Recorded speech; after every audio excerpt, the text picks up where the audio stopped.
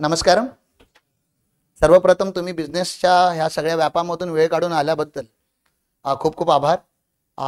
खूप काही चेहरे जे माझ्या ओळखीचे आहेत, खूप मोठे बिझनेसमॅन आहेत आणि त्यांच्यासमोर बोलणं म्हणजे माझ्यावरती प्रेशर येतो तो की मी काय काय बोलू शकतो. तर मी माझं बेस्ट देण्याचा प्रयत्न करतो, पण शेवटी रूमची एनर्जी जशी असते तसा मी ऑपरेट होतो. मी कधीच कॉन्टेंट पाठ करून येत नाही. जे असं इथे फील होतं ते मी बोलतो.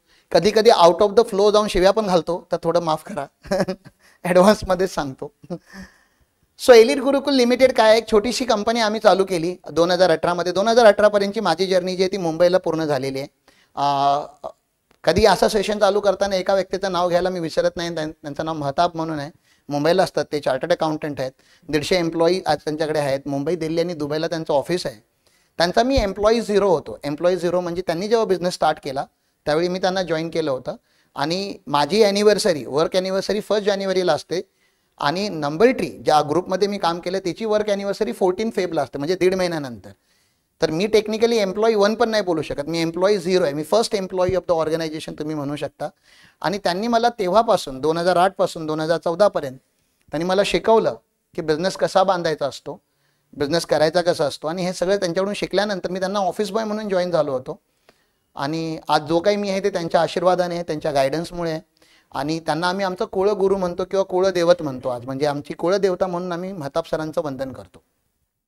Is a very young chartered accountant. असे काही खूप ओल्ड वगैरे असे नाही आहेत. माझ्या आणि त्यांच्या एजमध्ये कदाचित 8 ते 10 वर्षाचाच गॅप असेल, पण पर्सनॅलिटी वाईज मी त्यांचा अर्धा टक्का पण नाही आहे. सो त्या व्यक्तीकडून मी ट्रेन झालेलो आहे आणि त्याची इज्जत आपण करूया. म्हणजे तुमच्यासमोर मी जरी छोटा असेल तरी ज्याने मला ट्रेन केले तो आपल्या सगळ्यांपेक्षा खूप खूप मोठा आहे. त्यामुळे बघूया काय काय मला जमेल. सो मला माहिती होतं की मला जी जर्नी चालू करायची आहे ती गडिंग्लजमध्ये येऊन करायची, कारण की इथे मी आजऱ्याचा आहे. त्यामुळे ह्या भागामध्ये मला काहीतरी करायचं होतं, गुरुकुल चालू करायचं होतं. म्हणून 2018ला आम्ही गावी आलो. 2018, 19, 20 हे 3 वर्ष आम्ही आजऱ्यामध्ये काढली. गवशे म्हणून शेळप छोटंसं गाव आहे, तुम्हाला माहिती असेल गवशे साईड. तर तिथे ते माझ्या आईचं गाव. तिथे मी पहिला गुरुकुल बांधला होता. वरच्या ऑफिसला गेला तर पहिला आम्ही फोटो लावलेत असे आमच्या जर्नीचे. तर मातीच्या घरामध्ये मी सुरुवातीला राहायला चालू केलं होतं. आणि तिथून पुढे पुढे पुढे डेव्हलपमेंट करत गेलो, कारण की आयुष्याची 30 वर्ष मुंबईमध्ये राहिल्यामुळे गावचे काही कॉन्टॅक्टच नव्हते. आजऱ्यामध्ये खूप प्रयत्न केला हे सगळं बांधायचं, पण ते नाही झालं, कारण की तिथे एन्व्हायरमेंट वेगळे, तिथे लोक वेगळे. आणि हा सर्व्हिस सेक्टर असल्यामुळे माझा पूर्ण जो गेम आहे बिझनेसचा तो स्टाफवरती डिपेंड आहे. आणि तिथे मला स्टाफच मिळत नव्हते. म्हणजे खूप प्रयत्न केले मी, सगळ्या कॉलेजेसवरती सेमिनार घेतले, गावागावांमध्ये जाऊन भाषणं दिली, पण स्टाफ काही यायला मागत नव्हता. त्यात मग ते बाकी त्रास, नेचरचा जो त्रास, म्हणजे 2019चा पूर आणि 2020चा कोविड आणि 2021चा कोविड. 2021ला मग इथे आलो. अमोल सरांची ही बिल्डिंग आहे, ही बिल्डिंग आम्ही भाड्याने घेतली आणि लगेच कोविड चालू झाला. मग कोविडमध्ये हे सगळं फर्निचर वगैरे जे त्याला फेविकॉल वगैरे लावायचं काम आम्हीच केलं, कारण की कामधंदेच नव्हते काही आणि लेबर नव्हते. त्यामुळे आम्हीच हे सगळं केलेलं आहे. जो काही सेटअप आहे आमचा ऑफिसचा वरती तुम्ही इथे बघितला तर तो सेटअप आम्ही कोविडमध्ये क्रिएट केला. म्हणजे तुमच्या लोकांसाठी आम्ही गेले 6 वर्ष रेडी होतो, हे तो फक्त सांगायचं होतं. असं काय अचानक हा बिझनेस 2.0 लॉन्च केला असं नाहीये. 6 वर्षाची तयारी हे करण्याची. मग आम्ही नक्की काय आहोत, तर आम्ही बिझनेस कन्सल्टंट आहोत. आम्हाला काही लोक बिझनेस कन्सल्टंट बोलतात, काही लोक आम्हाला ग्रोथ कन्सल्टंट बोलतात, काही लोक आम्हाला फक्त चार्टर्ड अकाउंटंटच्या नावाने ओळखतात, कारण की इथे बसलेले बरेच माझे क्लायंट आहेत ज्यांचं मी फक्त जीएसटी, इन्कम टॅक्स, ऑडिटिंगचं काम करतो. मी करतच नाही ते, त्यांना माहिती पण आहे. मी कधीच लक्ष देत नाही. टीम आहे, टीम सगळं करते, कारण की टीम वर्क असल्यामुळे ते सगळं होतंय व्यवस्थित. 80 लोकांचा आज प्रेझेंटमध्ये स्टाफ आहे. 5 लेवलची मॅनेजमेंट हायरार्की आमची. म्हणजे मी आणि माझी वाईफ फाउंडर को फाउंडरच्या नंतर आमच्याकडे एकही रिस्पॉन्सिबिलिटी नाही आहे. सगळी रिस्पॉन्सिबिलिटी बोर्ड ऑफ डायरेक्टरपासून चालू होते. मग विनायक सर इथे आहे, ते आमचे स्ट्रॅटेजिक डायरेक्टर आहेत. सायली चव्हाण मागे बसलेली आहे, ती आमची एक्झिक्युटिव्ह डायरेक्टर आहे. कंपनीमध्ये आम्ही त्यांना as a board of director appoint केलेलं आहे. आणि हे दोघेही आमचे स्टुडंट होते. स्टुडंटवरून ते एम्प्लॉई झाले, एम्प्लॉई नंतर मॅनेजर झाले, मॅनेजर नंतर लीडर झाले आणि आज कंपनीचे बोर्ड ऑफ डायरेक्टर आहेत. So this is how we have develop this 5 level of hierarchy. मग ह्यांच्या खालती चीफ ऑफिसर आहे, चीफ ऑफिसर खालती व्हीपी, त्याच्यानंतर एव्हीपी, आणि त्याच्यानंतर सिनियर एक्झिक्युटिव्ह, त्याच्यानंतर एक्झिक्युटिव्ह, त्याच्यानंतर ट्रेनी, ट्रेनीच्या खालती इंटर्न, इंटर्नच्या खालती स्टुडंट. असा हा गुरुकुलचा 80 लोकांचा आमचा दहीहंडी आता आमची लागते. आणि सप्टेंबरपर्यंत आमचा टार्गेट आहे 150 एम्प्लॉई करायचं. त्यामुळे तुमच्या ओळखीमध्ये जर कोण असेल ज्याला जॉब हवा असेल किंवा काहीतरी करायचं असेल आमच्या ह्या पूर्ण व्यापातलं, तर त्यांना येऊन भेटायला सांगा. HR त्यांना पूर्ण एक्सप्लेन करतील. तर असा एक छोटासा सेटअप मी लावलेला आहे. स्वप्न सांगतो एलिट गुरुकुलचं काय आणि आम्ही हे सगळं का करतोय. एलिट गुरुकुल एक रजिस्टर्ड करताना आम्ही पब्लिक लिमिटेड कंपनी म्हणून रजिस्टर्ड केली होती. कंपनी स्ट्रक्चर ज्यांना माहिती आहे त्याच्यामध्ये 2 प्रकारच्या कंपन्या असतात. एक असते प्रायव्हेट लिमिटेड कंपनी आणि एक असते public limited company. Public limited company पब्लिककडून पैसे घेऊ शकते. प्रायव्हेट लिमिटेड कंपनी फक्त ती त्याचे ओनर आहे 2-3 त्यांच्याकडूनच पैसे घेऊ शकते. म्हणजे आम्ही लिटरली लोकांकडून पैसे रेज करू शकतो आमचा धंदा रेज करायला. कारण की तुम्ही ज्या पण कंपन्यांची नावं ऐकता, टाटा, रिलायन्स, अंबानी, अडानी हे सगळे जे बोलतात ते स्वतःच्या पैशाने कधी मोठेच झाले नाहीत. त्यांना मार्केट हे कळालं, शेअर मार्केट म्हणजे नक्की काय ते त्यांना कळालं.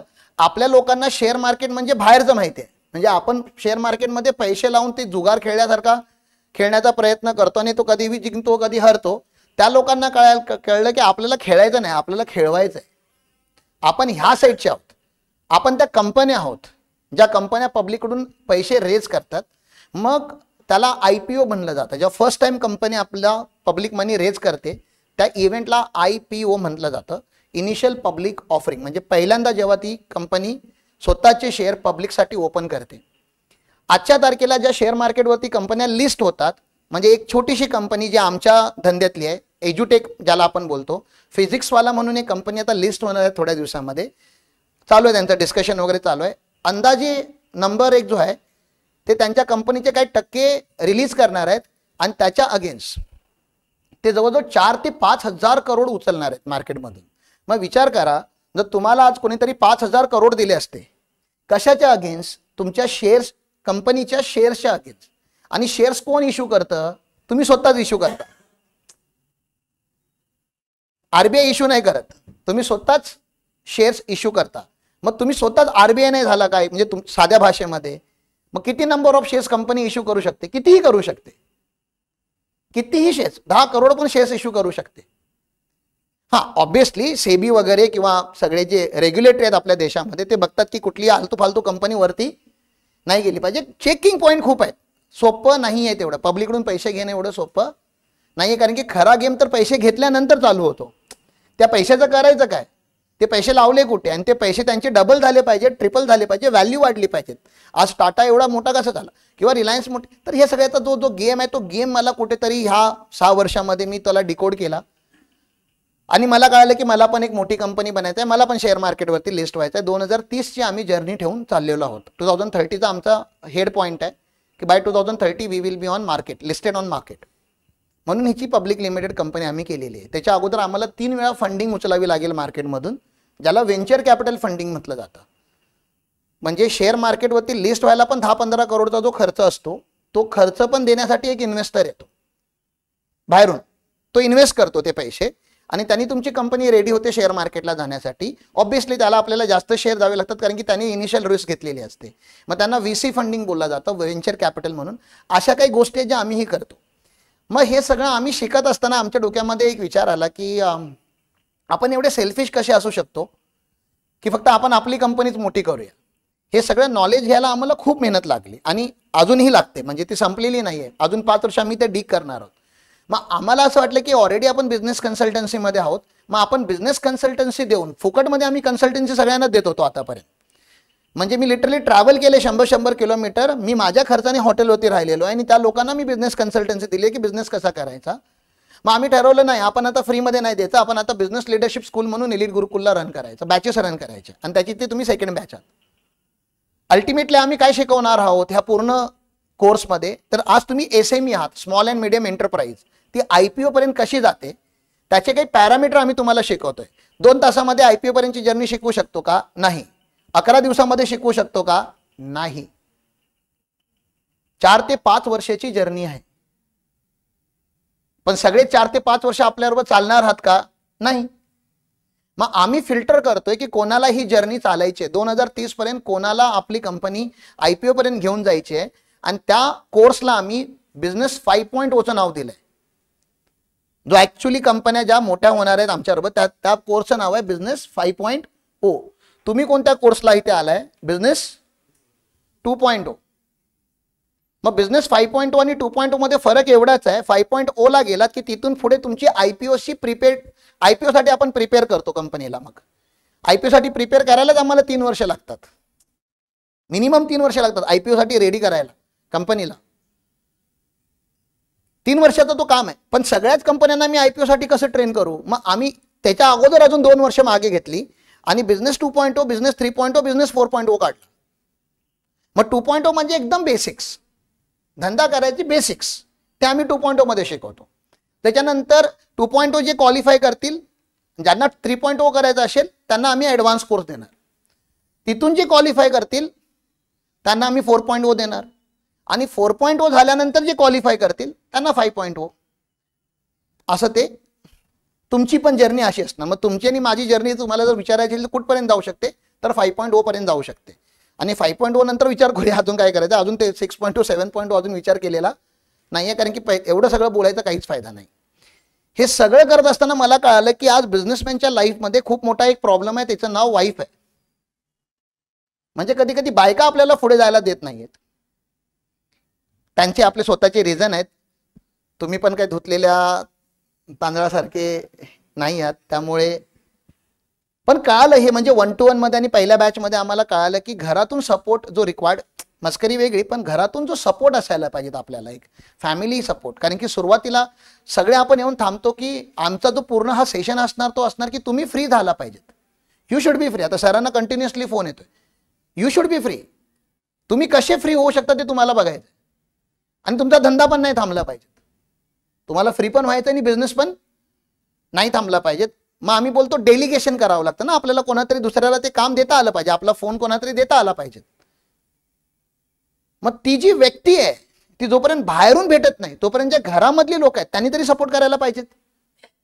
म्हणजे माझा सिंपलचा तुम्हाला प्रश्न आहे, तर एका घरामध्ये 5 लोक राहत असतील तर किती लोकांनी कमवायला पाहिजेत प्लीज.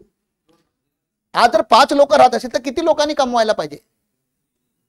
नाही, 5च्या 5 जणांनी कमवायला पाहिजे जर तुम्हाला पुढे जायचं असेल तर. एकट्याने कमवलं तर 4 लोकांवरती उपकार करतोय तो, आणि तो जो एकटा कमवतोय तो 4 लोकांवरती अन्याय पण करतोय.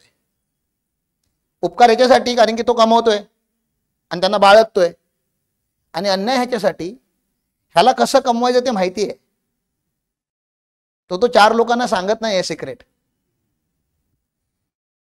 का नाही सांगत ते माहिती नाही, त्याचे विचार वेगळे वेगळे असू शकतात. कधी कधी माणसाला एवढी भीती वाटते की त्यांना त्यांचे रस्ते कळाले की ते त्यांच्या रस्त्याने निघून जातील ना. म्हणजे कधी कधी कोणाला एम्पावर्ड करणं पण चुकीचं असतं ना, की बाबा तुला जर रस्तेच दाखवले बाहेरचे तर जे पिंजऱ्यामध्ये तुम्ही एवढे दिवस बांधून ठेवलेले लोक आहेत ते निघून जातील. म्हणजे तुमची मुलं जर तुम्हाला वाटतं की तुमच्या बिझनेसमध्ये यावीत तर तुम्ही अचानक त्यांना MBAच्या स्कूलमधून बिझनेसमध्ये नाही आणू शकत. खूप चुकीचं आहे ते. पहिले त्यांना दाखवा बिझनेस कसा होतो.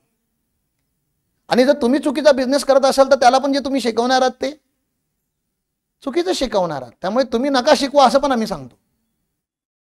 मग आम्ही अजून कोर्सेस ऍड केले पहिल्या बॅचच्या फीडबॅक नंतर. मग आम्ही शक्ती 2.0 काढला. शक्ती 2.0 म्हणजे फिमेलसाठी, विमेन एंटरप्रेन्योरसाठी वेगळा कोर्स, फुल पॉवरफुल. कारण की तुम्हाला शिकवण्याची भाषा वेगळी आहे, त्यांना शिकवण्याची भाषा वेगळी आहे, त्यांचा कॉन्टेंट वेगळा आहे, तुमचा कॉन्टेंट वेगळा आहे. त्यांना तुमची भाषा नाही सांगू शकत, त्यांना तुमची भाषा नाही सांगू शकत. मग शक्ती 2.0 आम्ही काढला जो विमेन एंटरप्रेन्योरशिपसाठी, की फॅमिली, एक तर फॅमिली एंटरप्राइजला सपोर्ट करा किंवा तुम्ही स्वतः कमवायला चालू करा, तुम्ही घर सांभाळायला चालू करा, आणि घर सांभाळता काय बिझनेस करता येईल ते सांगा आम्हाला. आम्ही त्याला व्हॅलिडेट करतो, स्ट्रक्चर बनवून देतो, जेणेकरून घराचा लोड ॲटलीस्ट तुम्ही घ्या. म्हणजे ती जी दुसरी व्यक्ती आहे तो फक्त बिझनेसचा लोड घेईल. एकच माणूस दोन्ही लोड कसा काय घेऊ शकतो, आणि दोन्ही घेतल्यामुळे त्याचा बिझनेस ग्रो होत नाहीये, असं आम्ही ते कॅल्क्युलेशन मांडायला चालू केलेलं आहे. घरामध्ये मुलं असू शकतात तुमची. आता 2 प्रकारची मुलं आहेत, झेन-झी आणि झेन अल्फा. जर 2000च्या नंतर जन्माला आले असतील तर त्यांना आम्ही झेन-झी बोलतो. 2000च्या नंतर 2012च्या मध्ये, म्हणजे आता ज्यांचं वय एक 16, 17, 18, 19, 20, 25 पर्यंत, 26 पर्यंत ज्यांचं वय त्यांना आपण टेक्निकली झेन-झी बोलतो. झेन अल्फा जो आलेला आहे नवीन, बाप लोक आहेत ते आपले, त्यांना तर तुम्ही थांबूच नाही शकत. तुम्ही बॉन्ड जरी केलात, त्याचे हातपाय जरी तोडून ठेवला तरी तुम्ही त्याला थांबू नाही शकत. तो तुमच्या हातात राहणारच नाही. झेन अल्फा जे 2012 किंवा 2014च्या नंतर जन्माला आलेली मुलं आहेत ती, त्यांना सगळं जग माहिती आहे. म्हणजे नाही माहिती ते त्यांना खूप लवकर कळणार आहे, आणि त्यांना तुम्ही चुना नाही लावू शकत. ChatGPT वाले लोक आहेत ते तुम्हाला खूप लवकर प्रश्न विचारणार आहेत, आणि जर त्या प्रश्नांची उत्तरं तुमच्याकडे नसतील तर ते लोक तुम्हाला सोडून देणार आहेत. मग त्या जनरेशनला कसं ट्रेन करायचं, त्यासाठी आम्ही झेन अल्फा कोर्स काढला आणि झेन-झी कोर्स काढला. पण झेन अल्फा आणि झेन-झी जो आहे तो 1.0 आहे, म्हणजे फर्स्ट लेवल आहे. तो शक्ती जो आहे तो 2.0 आहे. जर ऑलरेडी त्यांना बिझनेसचं थोडंफार नॉलेज असेल तर शक्ती 2.0 ला त्यांनी जॉईन करायला पाहिजेत.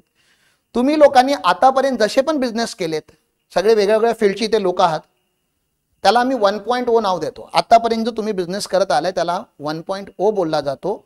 1.0 ने तुम्हाला खालून इथपर्यंत उचललं, पण हिथून हिते नाही घेऊन जाऊ शकत, कारण की तुम्ही आता कुठेतरी हितेच खेळताय.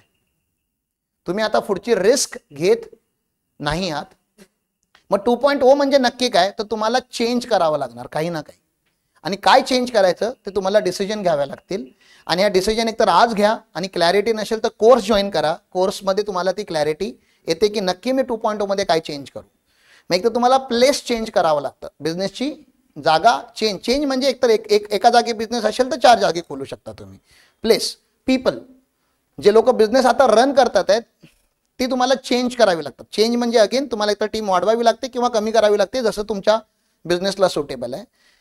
प्रोडक्ट, तुम्हाला एक तर प्रोडक्ट चेंज करावे लागतात. मग आता जर तुम्ही 50 प्रोडक्ट सेल करता तर तुम्हाला 150 करावे लागतात, आणि 150 करत असाल तर 20 करावे लागतात. तुम्हाला बघायचं तुमचा प्रॉफिटेबल प्रोडक्ट कधी आहे. पण ह्याचा अजेंडा जो आहे पूर्ण कोर्सचा तो आहे तुमचा सेल्स मंथ ऑन मंथ बेसिसवरती डबल करायचा आहे आम्हाला. सेल्स, टर्नओव्हर, रेव्हेन्यू आपल्याला मंथ ऑन मंथ बेसिसवरती काय करायचं आहे, डबल करायचं आहे. म्हणजे ह्या महिन्यामध्ये जर तुमचा 10 लाख सेल्स असेल तर पुढच्या महिन्यामध्ये किती असायला पाहिजेत, 20 लाख, आणि त्याच्या पुढच्या महिन्यामध्ये 40 लाख, त्याच्या पुढच्या महिन्यामध्ये, समजलं, हे करायचं आहे मंथ ऑन मंथ. हे सोपं आहे का तुम्ही सांगा, नाही. पण इम्पॉसिबल आहे का, होऊ शकत नाही, अशक्य आहे. मग आम्ही सांगतो तो धंदा बंद करा. अशक्य असेल तर तो बंद करा ना. जिथे शक्य आहे ते करा, जिथे अशक्य, जिथे तुम्ही स्वतः येऊन मला सांगता की माझ्या धंद्यामध्ये डबल करणं इम्पॉसिबल आहे बाबा, मग मी सांगतो कशाला करताय. आज नाही उद्या घेऊन तो धंदा घेऊन तुम्हाला बुडणार आहे. मग कशाला करताय. त्याची छोटीशी स्टोरी सांगू, थोडं वाईट वाटेल, चालेल, छोटीशी स्टोरी, कारण की ते सांगणं खूप गरजेचं आहे. तर महात्रिया म्हणून आमचे कोच आहेत, लाईफ कोच आहेत, त्यांचे काही व्हिडिओ तुम्हाला आम्ही सेशनमध्ये दाखवतो. त्यांनी एक स्टोरी सांगितली की बिझनेसमॅनचा प्रॉब्लेम काय. बिझनेसमॅनचा प्रॉब्लेम हा आहे की बिझनेसमॅन सॅटिस्फाईड आहे. बिझनेसमॅनचा प्रॉब्लेम काय आहे की बिझनेसमॅन काय आहे, सॅटिस्फाईड आहे. सॅटिस्फाईड म्हणजे त्याचं घर चालतंय. ते आपण बोलतो ना, रोटी, कपडा, मकान, एज्युकेशन, हेल्थ केअर, आणि वर्षातून एखादी पिकनिक, 3 महिन्यातून एखादा मूवी, एखादा सण, हे सगळं तो आरामात मॅनेज करतोय. त्याला जास्त त्रास नाहीये.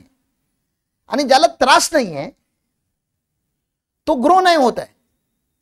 कारण की ग्रो कशाला होणार, रिस्क का घेणार. तो सगळं चालू आहे तर रिस्क कशाला घेणार. बिझनेसमॅनला हे नाही कळत आहे की त्याने स्वतःच्या पैशाने एक दुकान बांधलं आणि तो दुकान सोडून आज कुठेही जाऊ नाही शकत आहे. स्वतःच्या पैशाने बांधलंय, स्वतः बांधलंय. मग ती जेल नाही आहे का. जेल काय असते, गव्हर्नमेंटच्या पैशाने बांधलेलं दुकान. आणि धंदा काय आहे तुमचा, स्वतःच्या पैशाने बांधलेलं दुकान. आणि जेलर कोण, तुम्ही कुठे जायचं आणि कुठे नाही जायचं कोण ठरवतंय, शक्ती 2.0. तुम्हाला उत्तर कोणाला द्यायची आहेत आता घरी जाऊन, जेलरला. तुम्हाला प्रश्नांची उत्तरं पाठ करावी लागतात. चुकलं उत्तर की नापास. तर म्हात्रिया म्हणतात की एक बिझनेसवाला होता, कसे बसे त्याने छोटेफार पैसे जमा केले आणि एक पानाचं दुकान चालू केलं. पानपट्टी, पानटपरी, पानपट्टी. कारण की खूप सोपं आहे पानपट्टी चालू करणं. काय करायचंय, 4 डब्बे घ्यायचे, त्याच्यामध्ये सिगरेट ठेवायचे, ठीक आहे, गुटखा वगैरे, तंबाखू ते ठेवायचं आहे, बिडी वगैरे, आणि सिगरेट ठेवायचं आहे, आणि पान ठेवायचं आहे. पान घ्यायचंय रोज सकाळी मार्केटमधून, देठ कापून त्याला त्या पाण्यामध्ये ठेवायचंय भिजत, आणि पार्टी आली की त्यांना मग चुना, कथ्था, ही सुपारी, ती सुपारी, बडीशेप, हे सगळं टाकून मस्त मध्ये पान बनवून ते द्यायला चालू झाले. खूप प्रेमाने देत होते. त्यामुळे मार्केटमध्ये त्यांचं नाव झालं की हा नवीन पानवाला जो आहे तो खूप छान आहे, आणि लोक त्याच्याकडे पान खायला चालू झाले. त्याला वाह पण म्हणायला लागले, वाह क्या पान बनाते हो, बढ़िया पान बनाते हो, आपके जैसा पान पूरे शहर में कोई नहीं बनाता. आणि त्याला पण बरं वाटायला लागलं की अरे यार, मला लोक माझ्या कामाला अप्रिशिएट करतात आहेत, खूप छान म्हणतात आहेत, म्हणजे आपण खरंच चांगलं काम करतोय. आणि संध्याकाळी जेव्हा तो गल्ला खोलायचा, हो, सकाळचा गल्ला खाली असायचा आणि संध्याकाळी गल्ला भरलेला असायचा पैशांनी. खूप छान आहे ना. अगोदर काहीच नव्हतं आणि आता 1 ते 10 बाय 10चं टपरी घेऊन किती छान त्याने बिझनेस लावला. मग फ्रीज घेतली, कोल्ड्रिंक द्यायला चालू झाला, बिस्किट्स ठेवले, पण ते 10 बाय 10च्या ह्याच्यामध्ये इम्प्रूव्हमेंट केली त्याने. असं नाही की इम्प्रूव्हमेंट नाही केली. चॅलेंजेस पण आले त्याला, कोविड त्याने पण बघितला, पण शेवटी आज पण तो काय बनवतोय माहितीये? पान. का? डीमार्ट का नाही चालू केलं त्याने? आयपीओ का नाही आणला? प्रायव्हेट लिमिटेड कंपनी का बनवली नाही? सॅटिस्फाईड आहे तो. का सॅटिस्फाईड आहे? कारण की रोज गल्ला घेऊन घरी जायचा, घरचे खुश, घरामध्ये मुलांनी काही सामान मागितलं तर ते सामान घेऊन जायचा, मुलं खुश, बायकोला कधीतरी साडे दागिने घ्यायचा, बायको खुश, घर घेतलं स्वतःचं, ईएमआय भरतोय, गाडी घेतली ईएमआय वरती, गाडीचा ईएमआय भरतोय, मुलांची शाळेची फी भरतोय, मुलं मोठी झाली, त्यांची लग्न लावून दिली. पण ह्या माणसाने आयुष्यभर काय केलं? पान बनवलं आणि फक्त पानच बनवले. त्याला आता जर जाऊन मी सांगितलं, सुनो ना भैया, रजनीगंधा जैसा बड़ा फैक्ट्री लगाते, ऐकेल का तो? त्याच्याच लाईनीतला आहे ना. किंवा आयटीसी सारखी कंपनी काढूया. आयटीसी खूप मोठी कंपनी, ऐकला असेल तुम्ही, शेअर मार्केटवरती लिस्टेड आहे. फुल फॉर्म काय आयटीसीचा? Indian tobacco company. तंबाखू विकणारी कंपनी, शेअर मार्केटवरती टॉप 50 मध्ये येते, निफ्टी 50 मध्ये, ग्लोबल एंटिटी आहे. साबुन शॅम्पू विकणाऱ्या कंपन्या तिथे आहेत लिस्टेड. साबुन शॅम्पू विकणाऱ्या कंपन्या. म्हणजे आयपीओ आणायला रॉकेट नाही बनवावं लागत.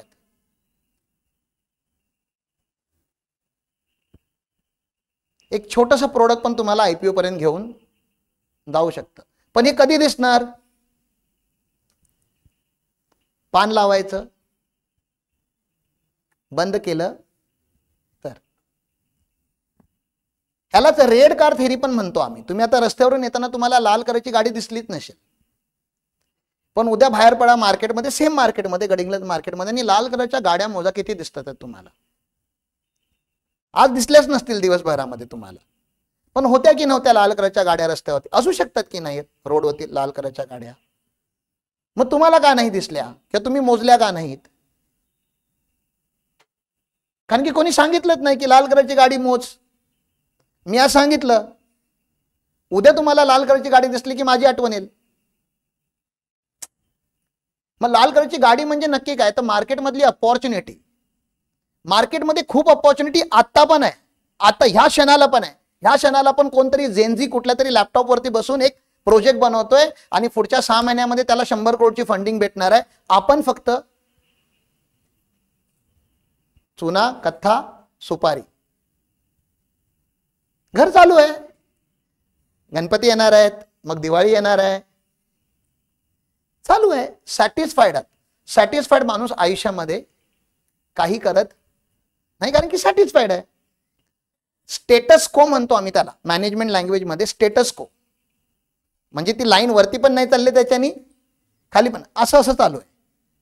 या असं आयुष्य जगतोय. मग ह्या अशा आयुष्याची स्टोरी बनू शकते का? अशा आयुष्याला अवॉर्ड मिळू शकतात का? अशा आयुष्यावरती पिक्चर बनवू शकतो का? आणि असं आयुष्य जगून खरंच फायदा आहे का? हे सगळे प्रश्नही तुम्ही स्वतःला विचारायचेत, मला नाही विचारायचेत. हे सगळे माझे विचारून झालेत. आणि जेव्हा ह्या सगळ्या प्रश्नांची उत्तरं मला मिळाली तेव्हा मी हा धंदा चालू केला. नाहीतर मी सीए आहे, माझी वाईफ सीएस आहे, आम्ही दोघेही खूप छान इंग्लिश बोलतो. आम्ही पॅन इंडियामध्ये कुठेही शिकू शकतो. माझा इन्कम टॅक्समध्ये 750 सेक्शन्स आहेत, 5000 पेक्षा जास्त केस लॉज आहेत सुप्रीम कोर्ट हायकोर्टच्या. सगळ्या मला बाय हार्ट आहेत, पाठ आहेत. मग मला हे सगळं करायची ॲक्च्युली गरज नाही आहे. त्यावेळी मी मुंबई सोडून गडिंग्लजला आलो 2018चं सांगतो. एका तासाचा माझा रेट 5,000 होता. 1 तास मला बोलायचे 5,000 मिळत होते. फ्लाईटचं तिकीट मिळायचं. 3 to 5 स्टार हॉटेलमध्ये राहायला जागा मिळायची. मी केरळमध्ये बँगलोरमध्ये शिकवायला जायचो. मी व्हिजिटिंग फॅकल्टी होतो CA इन्स्टिट्यूटचा, CA कोर्सेसचा. माझी वाईफ लॉ शिकवते. मग एक टॅक्स, एक लॉ, एक CA, एक CS, जे धंद्यामध्ये त्यांना माहिती आहे. आम्ही दोघांनी कुठेही आमची टपरी लावली पूर्ण इंडियामध्ये तरी ती टपरी चालू शकते. आम्हाला गडिंग्लजमध्ये येण्याची काहीच गरज नव्हती. पण ह्या सगळ्या प्रश्नांची उत्तरं आम्ही कुठेतरी शोधली आणि त्याच्यानंतर आपल्याला वाटलं की आपली स्टोरी असावी. आपल्यावरती मूवी नाही, आपल्यावरती सिरीज बनली पाहिजेत. मग हे सगळं तुम्ही पण विचार करा, कारण की मी करतोय, मी रोज करतोय, तुम्ही पण विचार करा. बरं, अजून एक प्रश्न जो मी नेहमी बिझनेसमॅनला विचारतो आणि तो तुम्हालाही विचारतो, कारण की तो खूप प्रश्न आहे आणि हा माझा पूर्ण कॉन्टेक्स्ट सेट करतो माझ्या पूर्ण सेशनला, की प्लॅनेटवरचा फास्टेस्ट ॲनिमल कोणता आहे? सगळ्यात फास्ट पळणारा प्राणी प्लॅनेट अर्थवरती पूर्ण कोणता आहे? जॅग्वार, चीता? बरोबर ना. चीता सगळ्यात फास्ट पळतो. त्याची एक उडी इथे तर दुसरी तिकडे असते. माणसाची जर ट्रॅक 1 मध्ये रेस लावली, ट्रॅक 1 मध्ये माणसाला सांगितलं आणि ट्रॅक 2 मध्ये चीता ठेवला आणि पळायला लावलं, तर कोण जिंकेल? नो डाऊट चीता.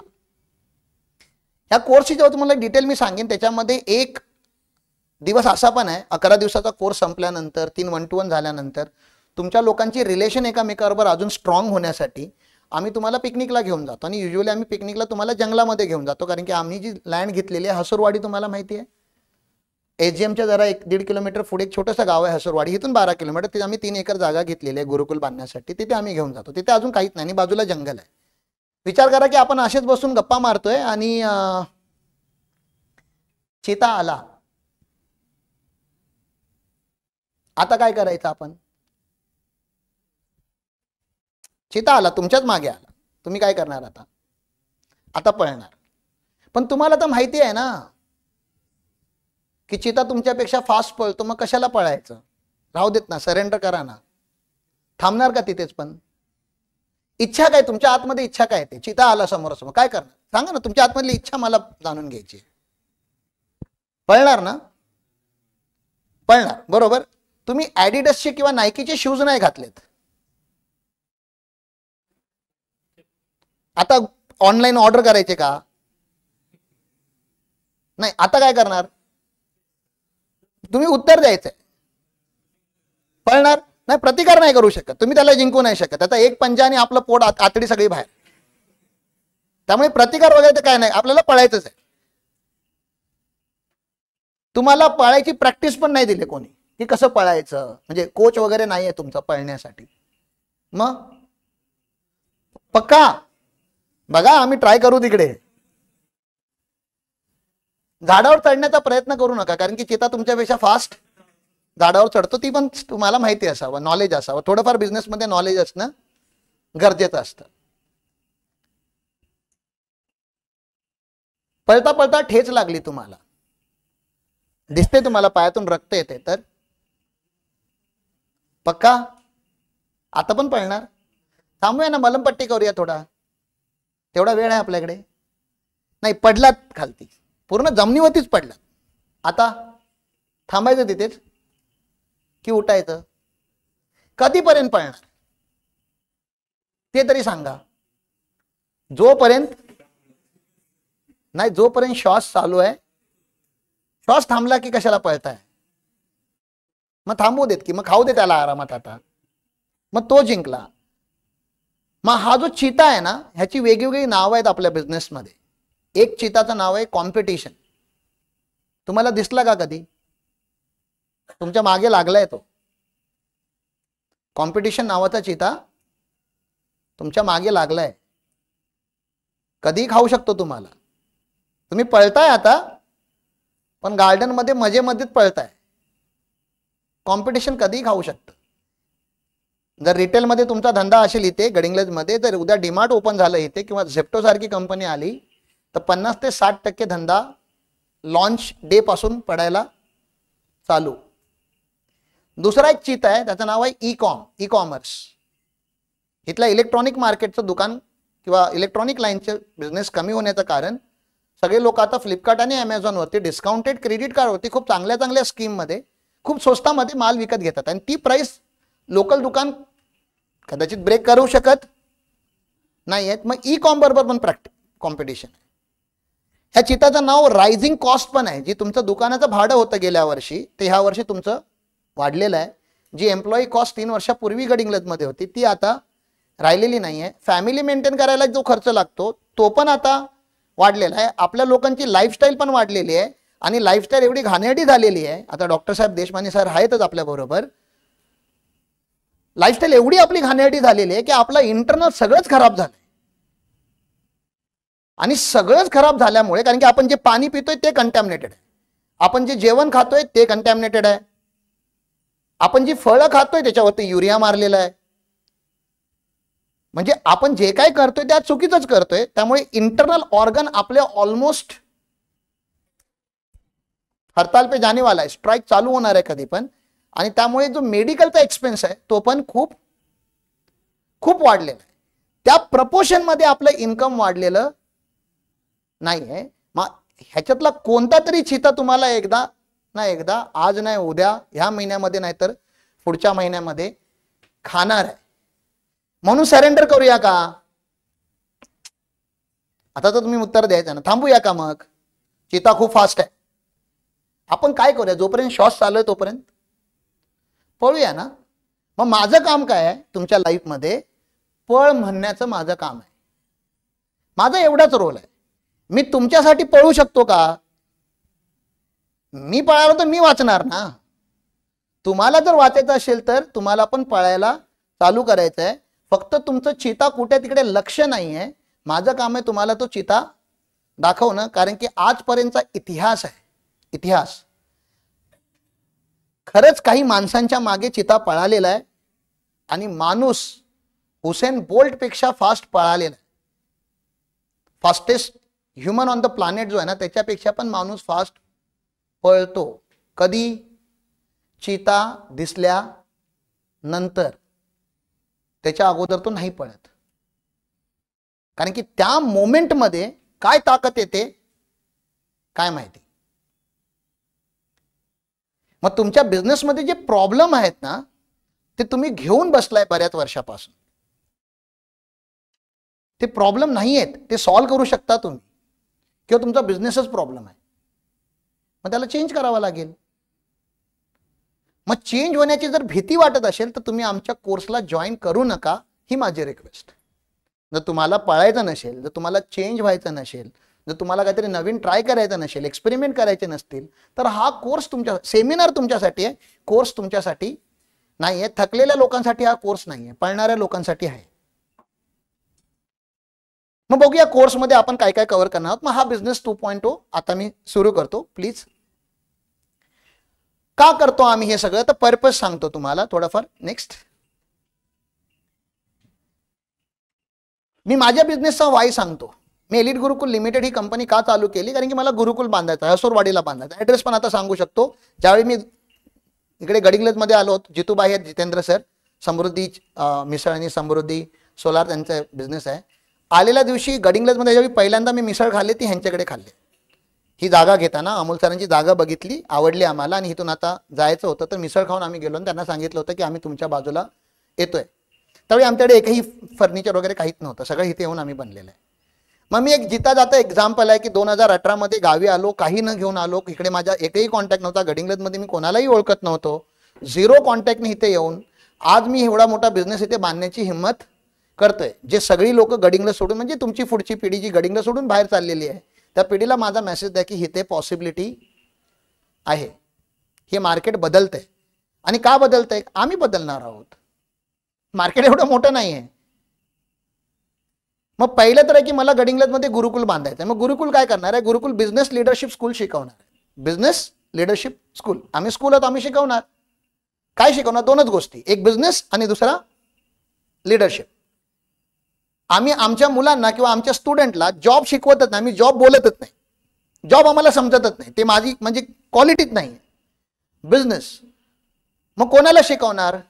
झेन अल्फाला शिकवणार, जे आता 2012च्या नंतर जन्माला आले त्यांना शिकवणार, जे झेनझी आहेत त्यांना शिकवणार, विमेन एंटरप्रिनर्सला शिकवणार, आणि तुमच्यासारखे सीझनल म्हणजे जे सीझन झालेत आता 15-15, 20-20 वर्ष, ज्यांनी 25-25 वर्ष धंदा काय, 40-40 वर्ष पण ज्यांनी धंदा केलाय त्यांना पण शिकवणार धंदा कसा करायचा असतो. कारण की ज्यांनी 40 वर्ष धंदा केलाय आणि तो जर इथे आलाय म्हणजे त्यांनी धंदा शिकलाच नाही गेले 40 वर्षामध्ये, आणि जो शिकलाय ते चुकीचं आहे.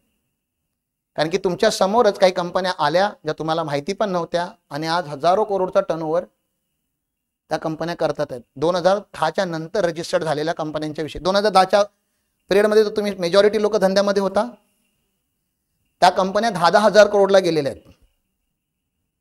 2010च्या सीझनमध्ये जे कंपन्या रजिस्टर्ड झालेल्या आहेत त्या कंपनीचा तो गेम असतो. मग पहिला तर माझा वाय आहे की आम्ही बोलतो की तुम्ही जो बिझनेस करता ना त्याचे 5 प्रश्न विचारायचे असतात. मग आपण बिझनेस का करतो? पहिला वाय काय आहे? पहिलं कारण काय? का बिझनेस करतो आपण? का करतो? पैसे कमवायला. पण हे झालं पहिलं रिझन, ते रिअल रिझन नाही आहे. मग पैसे कमवून काय करणार आहात? नाही, चांगलं आयुष्य जगणार. मग चांगलं आयुष्य म्हणजे नक्की काय? नॅनो का? नॅनोमध्ये राहिलं म्हणजे चांगलं आयुष्य का? नाही. मग ओके, मग डिफाईन करा. कारण की तुमचा डिझायर जेवढा मोठा असणार तेवढा तुम्ही मोठा, तुमचा वाय जेवढा मोठा असणार.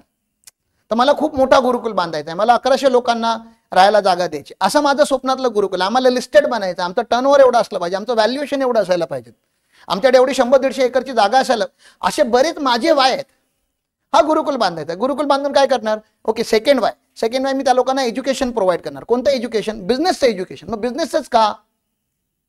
कारण की बिझनेसचं एज्युकेशन प्रोव्हाइड केलं तर हे बिझनेसेस मोठे होतील. बिझनेसेस मोठे झाल्याने इथे काय होणार आहे? गडिंग्लजमध्ये काय होणार आहे? तर एम्प्लॉयमेंट जनरेट होणार आहे. काय होणार आहे? एम्प्लॉयमेंट जनरेट होणार आहे. मला तुम्ही सांगा ना, देश कोण चालवतं? पॉलिटिक्स चालवतं की बिझनेसवाले? खरंच कोण चालवतं? बिझनेस. अच्छा, सगळे मंदिरं जे आहेत आज जे आपण देव बोलतो, म्हणजे देवाला पण कोण बाळगतोय? ऍक्च्युअल मध्ये विचार करा ना, कुठलाही देवाच्या टेम्पलमध्ये मॅक्सिमम डोनेशन सॅलरीवाले करतात आहेत काय? जॉबवाले करतात काय? गव्हर्नमेंट वर्कर करतात आहेत काय? पॉलिटिशियन्स करतात आहेत काय? मॅक्सिमम डोनेशन कोणत्या कम्युनिटीकडून जातं? बिझनेस. एखादा डिझास्टर आला, त्या डिझास्टरला पण सपोर्ट करणारी कम्युनिटी कोणती? Business community. शाळा, कॉलेजेस असो, चॅरिटेबल संस्था असो, हे चालवणारे कोण? Business community. रस्ता कोण बांधतं? बिझनेसवाले बांधतात. हा, गव्हर्नमेंट फायनान्स पण बांधणारा तर बिझनेसच आहे ना. आज तुमच्या घरामध्ये जेवढे पण प्रोडक्ट आहेत, कोलगेट असू दे, साबण असू दे, काही असू दे, कोणी मॅन्युफॅक्चर केला? बिझनेस. म्हणजे आपली लाईफ जी इज झालेली आज, हे कपडे पण जे आपण घातलेले आहेत, हे कुठल्या ना कुठल्या तरी बिझनेसमॅनने ह्याचा धागा बनवलाय, कुणी त्याचा कलर बनवलाय, कोणी बटन बनवलंय. असे कमीत कमी 100-150 जेव्हा एकत्र आले तेव्हा जाऊन एक शर्ट बनलेला आहे. ट्रान्सपोर्ट पासून, लेबर पासून, सगळ्या गोष्टी जर आपण काउंट केल्या तर, म्हणजे आज ज्या सुख सोयी आपण ज्या भोगतोय त्या सगळ्या कुठल्या ना कुठल्या बिझनेसवाल्याने मेहनत करून, दिवस रात्र एक करून ती बनवली गेलेली गोष्ट आहे. मग बिझनेसने प्रॉफिट करू नये का?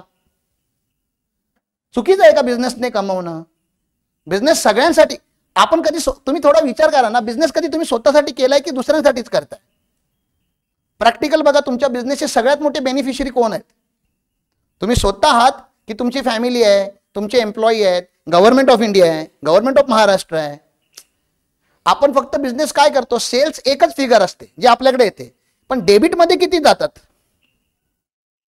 आपल्या बिझनेसमध्ये क्रेडिट कमी असतो आणि डेबिट जास्त. मग आपण घेतोय आणि वाटतोय, घेतोय आणि मग आपणच जर गायब झालो तर ह्या इंडस्ट्रीमध्ये जो कॅश सर्क्युलेशन चालू आहे ती थांबेल. मग ह्या बिझनेस कम्युनिटीला अजून आम्हाला एम्पॉवर्ड करायचंय, पॉवर द्यायची, एम्प्लॉयमेंट जनरेट करायची. का करायची? कारण की अल्टिमेट माझा 5th वाय जो आहे ना, आम्हाला गरिबी हटवायची आहे. कोणाची? बिझनेसमॅनची.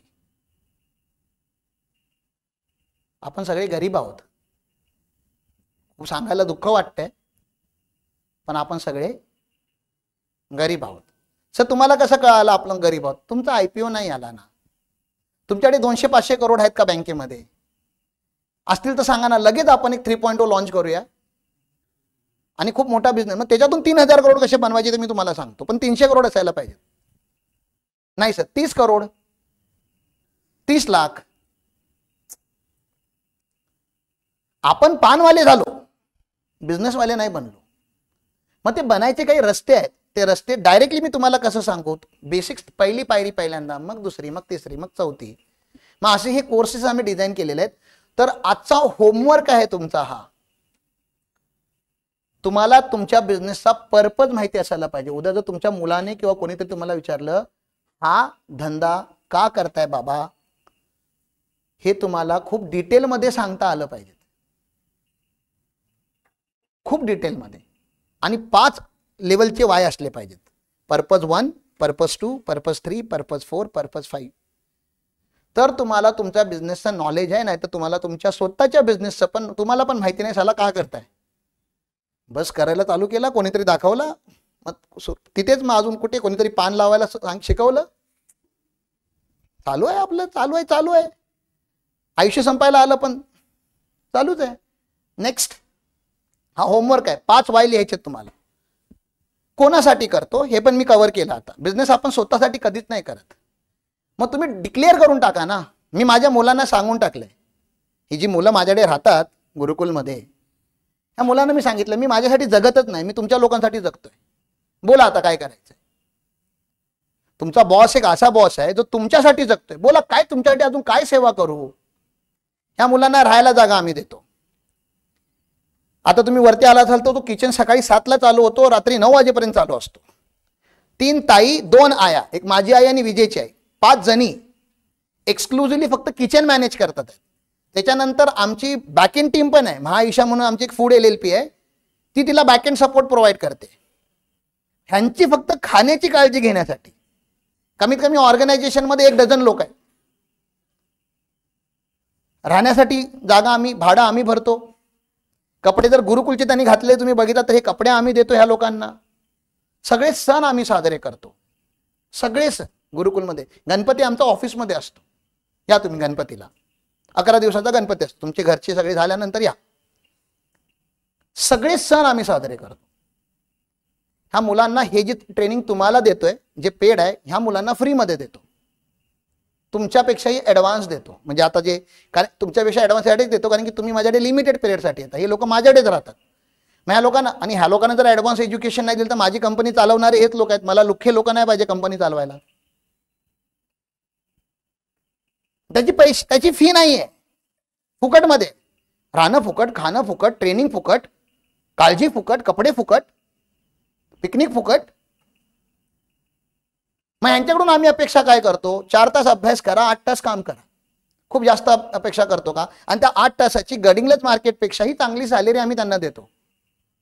सॅलरी आहे त्यांना सगळ्यांना. आणि अपॉर्च्युनिटी बघा, एक स्टुडंट डायरेक्टर बनवू शकतो आमच्याकडे, एवढ्या हायरार्की आहेत. एवढं सगळं मी मुलांसाठी करतो. मग तुम्हाला काय वाटतं, मुलं माझ्यासाठी काम करतील की नाही. Income tax return, GST return, accounting, auditing, एवढंच त्यांच्याकडून अपेक्षा करतो. त्यांच्याकडून काय आम्ही डोंगर फोडायला जाऊया असं काही अपेक्षा करत नाही. सिंपल बिझनेस आहे आमचा, कन्सल्टन्सीमध्ये आहोत आम्ही, तेवढंच अपेक्षा करतो. पण मनापासून करतील का, करतात. 100% नाही करत, 80% लोक करतात. 20% लोक तरीही सेल्फिश म्हणून येतात. आम्ही काय करतो बघतात आणि मग मुंबई पुण्याला आजही चाललेले, असं नाही की 100% राहतात इथे. पण ते जातील त्यांना बघून मी नाराज का होऊ. मला कोणाला बघून खुश व्हायचं आहे. जे राहिले ते ना, मग त्यांना पुढे घेऊन जाण्याची जबाबदारी त्यांची की माझी. माझ्या स्टाफला पुढे घेऊन जायची जबाबदारी कोणाची, माझी. ॲज अ फाउंडर ही माझी. मग तुमच्याकडे जी मुलं कामाला आहेत किंवा तुमच्याकडे जी महिला कामाला आहे, तुमच्याकडे जी फॅमिली कामाला आहे, त्या फॅमिलीची जबाबदारी घेण्याची ताकद तुमच्या लोकांमध्ये आहे का हे विचारा, स्वतःला विचारा. तुम्हाला तुमच्याकडे उद्या 5 लोक जॉबला आले, त्या 5 लोकांची लाईफ चेंज करायची ताकद तुमच्या लोकांमध्ये आहे का. लाईफ चेंज करायची, परमनंटली चेंज करायची. पगार तर साला कोण पण देऊ शकतो. मग ती ताकद तुमच्यामध्ये कधी जनरेट होऊ शकते, ज्यावेळी तुम्ही स्वतःची लाईफ त्या पॅटर्न मध्ये चेंज करू शकता. आशीर्वाद द्यायला, तथास्तु बोलायला या हातांमध्ये ताकद असायला पाहिजे. यशस्वी भव बोलायला ताकद, पहिला हा यशस्वी असेल तर दुसऱ्यांना सांगेल ना यशस्वी भव. आणि ज्या इंटेन्सिटीने आपण श्राप देतो, शिव्या देतो, त्या इंटेन्सिटीने कधी आपण कोणाला आशीर्वाद देतो का. बघा ना, शिव्या देताना कसा असा राग कसा असा एकदम आतून येतो ना, आशीर्वाद असा आतून येतो का कधी? मग ह्या छोट्याशा गोष्टी तर तुम्ही तुमच्या बघा की तुमच्या बिझनेसचा मेन बेनिफिशियरी कोण आहे? सर मी माझ्या घरच्यांसाठी करतो. त्यांना कधी सांगितलं का तुम्ही की त्या घरच्यांच्या 4 टकल्यांसाठी तुम्ही किती घासताय? कधी त्यांना बसून सांगितलं का? किंवा बोटाला पकडून ये तुला दाखवतो मी की हे राशनच्या घरामध्ये यायला लागले आणि जी दिवाळी जी तुम्ही रोज साजरी करताय त्याच्यासाठी तुमचा बाप बाहेर जाऊन किती दसरा साजरा करतो रोज, कधीतरी बघायला या. मग तुमच्या बेनिफिशरीला तुम्ही कधी सांगतच नाही की तुम्ही बेनिफिशरी आहे आणि तुम्ही अपेक्षा करता की त्यांना कळावं. असं कसं कळेल? ओरडून सांगावं लागतं त्यांना, तुम्हारे लिए जी रहा है मैं. मग कोणासाठी बिझनेस करताय? कोणासाठी तुम्ही अस्तित्वात आहात? आणि आज मेलात तर कोणाला फरक पडणार आहे? ह्या प्रश्नांची उत्तरं पण तुम्हाला स्वतःला द्यायची आहे. हे प्रेझेंटेशन आम्ही तुम्हाला PDF फॉर्ममध्ये पाठवू, पण जर तुम्हाला असं वाटलं की काहीतरी लिहून घ्यायचं, कारण की मी तुम्हाला काय सांगितलं, मी जे भाषण इथे देतोय ना त्या भाषणाचा काहीच फायदा नाही आहे. हा फक्त बॅकग्राऊंड नॉईज आहे, म्युझिक आहे.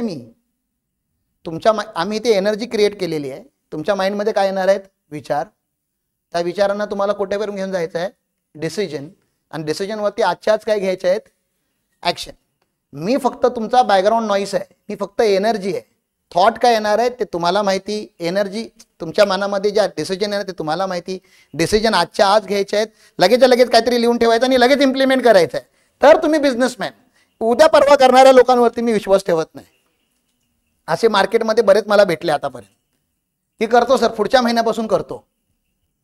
आज पण सेमिनारला याला कमीत कमी 25-50 जणांनी सांगितलंय, रजिस्ट्रेशन केलंय, नाव दिलंय, पक्का येणार. किती वेळा आम्ही फोन केला, काल मेसेज केलाय, सकाळी फोन केलाय, मुलांनी पराठे बनवून ठेवलेत, तरी पण आले एवढेच ना. तुम्हीच पोहोचला इथपर्यंत. आम्ही तर इथेच आहोत ना. बॅच 1 मध्ये नाही आलात, बॅच 2 मध्ये तरी पोहोचलात तुम्ही. पुढच्या वर्षी पण आम्ही असणार इथे. पण 1 वर्ष कोणाचं गेलं? बॅच 1 मध्ये असतं तर 1 महिना तरी तुमचा करेक्शन आलं असतं ना. मग कोण जबाबदार आहे ह्या गोष्टीला? न येणाऱ्या आणि न करणाऱ्या गोष्टीला जबाबदार कोण आहे? तुम्ही स्वतः आहात. त्यामुळे उद्या जर तुम्ही फेल झालात किंवा तुमचा बिझनेस ज्या स्पीडने ग्रो झाला पाहिजे त्या स्पीडने ग्रो नाही झाला, तर तुम्ही जगाचं मनगट नका पकडायला जाऊ, स्वतःचं पकडा की मी जबाबदार आहे. आणि बेनिफिशरी पण तुम्हीच आहात आणि तुमची ऑब्विसली टीम वगैरे, ते लोक पण तेवढेच जबाबदार आहेत. पण टीमला कसं जबाबदार पकडणार? टीमला पण सांगणारा तुम्ही ना. नेक्स्ट,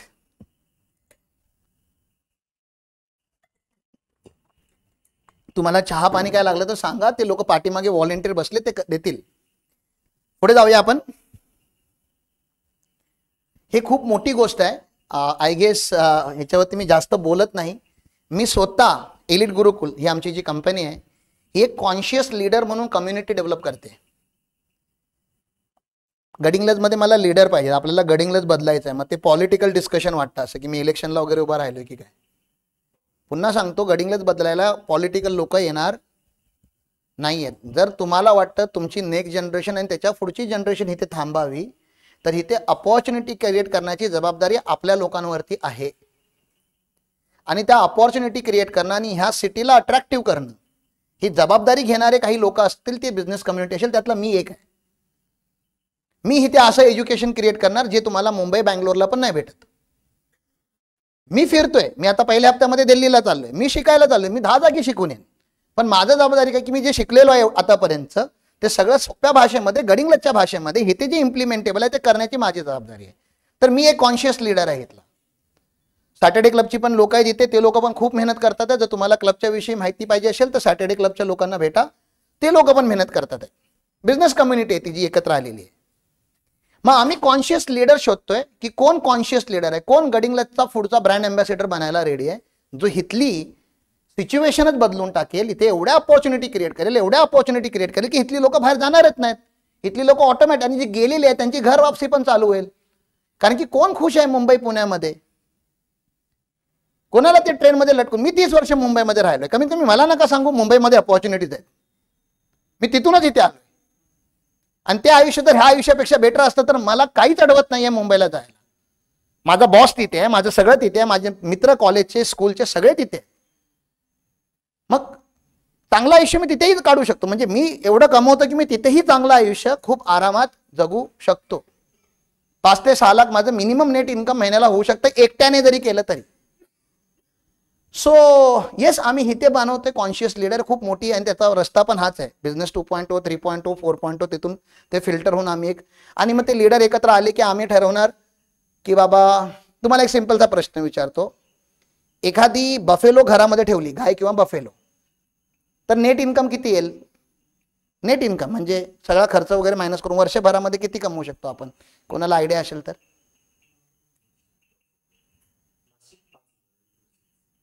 5,000. म्हणजे ते 5,000 अनऑर्गनाइज असल्यामुळे तुम्ही फक्त दुधाचं पकडताय.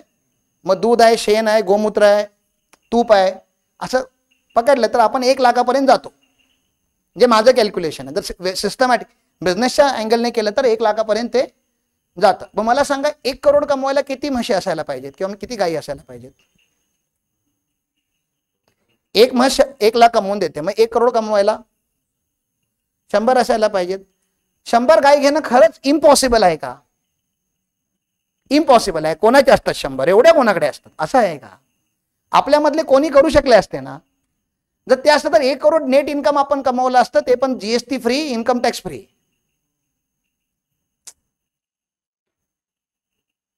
Please understand this. म्हणजे 1 करोड कमवणं खूप अवघड नाहीये. फक्त लाल गाडी दिसली पाहिजे रस्त्यावरती, डोळे उघडे असायला पाहिजेत. उघडे कोणाचे असतात? जो दुकानातून बाहेर निघतो, ज्याच्या हाताला चुना आणि कत्ता लागलेला आहे, त्याला असं समोर प्रोजेक्ट रिपोर्ट जरी खोलून दाखवलात तरी तो तुमच्या तोंडात पान ठेवणाऱ्यांनी बोलणार नमस्कार, थँक्यू, खूप छान वाटलं तुमच्याबरोबर बोलून, पान खावा आणि निघा. मग ते जे लोक आहेत ना, जी ह्या डिसिजन घेतील की चला आपण गोटा एकत्र, म्हणजे एकटा माणूस, आता मी उद्या ठरवलं की बाबा मी गाईच्या ह्याच्यामध्ये येतो, तर मी एकटा किती करून करणार आहे. पण समजा 10 बिझनेसमॅन एकत्र आले तर 500 गाई पण करायला काही अवघड जाणार? कारण की हे लोक जे एकत्र आहेत ते लुख्खे लोक नाही आहेत, ते ऑलरेडी वेल सेटल्ड आहेत, त्यांना धंदा समजतो. म्हणजे 5 वर्षानंतर करायचं होतं ते 5 महिन्यामध्ये होऊ शकतं. मला उद्या 500 एकर जमीन कल्टिवेट करायची, एकटा कसा करेन? पण 50 लोक एकत्र आली तर, आणि ज्या पडीत जमिनी आहेत आपल्या आजूबाजूला त्या फक्त लीज वरती घ्यायचे, 5,000, 8,000, 10,000 एकरी मिळतं वर्षाला रेंट. कारण की लोक कंटाळलेत, करायला कोण हाईत नाहीत. 70% लोक जे यंग आहेत ते मुंबईला आहेत, 30% इथे आहेत ते इंस्टाग्रामवरती आहेत. शेतात काम करायला कोण रेडी नाही आहे. आपण लेबर लावले, मशीन्स लावल्या, मॅन लावला, मटेरियल लावला, आणि खूप छान अशी ॲग्रो मॅन्युफॅक्चरिंग किंवा ॲग्रो कंपनी बनवली, तर ते का नाही होऊ शकत? मग फूड कल्टिवेट झाला, हॉर्टिकल्चर चालू केलं, म्हणजे फळं वगैरे घ्यायला चालू केली, फ्लोरिकल्चर चालू केलं, फुलं काढायला चालू केली, मधमाशांपासून मध बनवला, गाई म्हशी ठेवल्या, गोटा चालवला, गोट फार्मिंग चालू केली, फिश फार्मिंग चालू केली, पोल्ट्री चालू केली, आणि हा सगळा एक खूप छान असा इकोसिस्टम, आणि सगळ्या गोष्टींची प्रोसेसिंग प्लांट आपलेच असावेत, असा एक कॉन्सेप्टवरती आम्ही काम करतोय. ती कॉन्सेप्ट आहे कॉन्शियस लीडर्स. आणि हे युरिया मारून आणि औषधं मारून हे नसणार, हे ॲक्च्युअली जेन्युन प्रोडक्ट जे आपल्या लोकांना जगायला, जे आपल्या लोकांसाठी ॲटलिस्ट ते हेल्दी असणार ते असणार, आणि जे हेल्दी असेल ते सर्टिफाईड असेल, आणि जे सर्टिफाईड असेल ते आपण मार्केटमध्ये विकूही शकतो. मग हा एक वेगळाच कॉन्सेप्ट आहे, पण हे करण्यासाठी काही लोक एकत्र येणं गरजेचं आहे. मग अशीच कदाचित ती लोक आम्ही शोधतोय. जर तुमच्या नजरेमध्ये असे कोण असतील तर ते आपल्याला घ्या. नेक्स्ट. मग हा एक पर्पज आहे ह्या सगळ्या बॅचेस वगैरे रन करण्यामागचा. एक प्रॉमिस तुम्हाला आम्ही करतो, म्हणजे एक मेन काही प्रॉमिसेस आहेत. मेन प्रॉमिस आहे, the person who walked in and the person who will walked out today can not be the same. आणि जर तो सेम व्यक्ती, जी इथे आलेली व्यक्ती आणि इथून जी जाणारी व्यक्ती जर सेमच असेल, त्याच्या माइंडमध्ये काही फरकच नाही पडला, मग हा पूर्ण इकोसिस्टम जो आम्ही चालू केलेला आहे तो फेल होतो. आणि आमचा इकोसिस्टम अजूनपर्यंत कधीच फेल नाही झाला. म्हणजे आमच्या बिल्डिंगमध्ये जर 15 मिनिटं पण जर कोण येऊन बसला व्यवस्थित शांत, तर 15 मिनिटामध्ये माणूस चेंज होऊन जातो, काहीतरी थॉट चेंज होऊन जातात त्याचे. मग विचार करा, तुम्ही तर इथे 2 ते 3 तास बसणार, आणि तुम्हाला जर 12 वाजेपर्यंत बसायचं असेल तर 12 वाजेपर्यंत आजच्या आज बसा. आणि पुढचे जे सेशन असतील ते 15 दिवस तुम्ही आमच्या प्रिमायसेसमध्ये असणार आहात. आणि हा प्रिमायसेस आम्ही एनर्जेटिक केलेला आहे. एनर्जेटिक म्हणजे आम्ही मंदिरात जात नाही का? कारण की आम्ही बिल्डिंगलाच, ऑफिसलाच मंदिर बनवून टाकलेलं आहे. आम्हाला वेळ नाही मंदिरात जायला, आम्ही ह्याच प्रिमायसेसला. मग आपण का मंदिरात जातो? देव तर आपल्या घरी पण असतो, पण घरामध्ये ती एनर्जी नसते. मंदिरामध्ये तो देव असतो, तिथे त्याची पूजा अर्चना रोज होते, त्यामुळे तिथे ती एनर्जी असते. मग ह्या प्रिमाइसेसमध्ये आम्ही ती एनर्जी क्रिएट केलेली आहे. त्यामुळे आम्ही तुम्हाला त्या एनर्जीच्या संपर्कात कंटिन्युअसली आणतो, जेणेकरून तुमच्या ज्या डिसिजन असतात, ज्या वर्षानुवर्ष अडकलेल्या असतात, त्या डिसिजन तुमच्या इथे फास्ट होतात. आणि आम्ही कंटिन्युअसली बोलत असतो, तुम्हाला पुश करत असतो, म्हणून त्या डिसिजन होतात. म्हणून आम्ही सांगतो की जो पर्सन आज इथे बसलेला आहे तो हा कोर्स संपल्यानंतर सेम नसू शकतो. नेक्स्ट.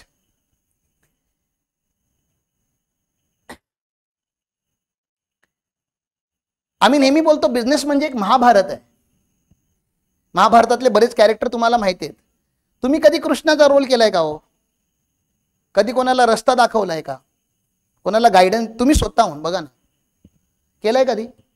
कधीतरी आतापर्यंतच्या आयुष्यामध्ये. कृष्ण एक पर्सनॅलिटी आहे ना, तो काय करतो माहिती आहे तुम्हाला सगळ्यांना. तुम्ही कधी गांधारीचा रोल केलाय का?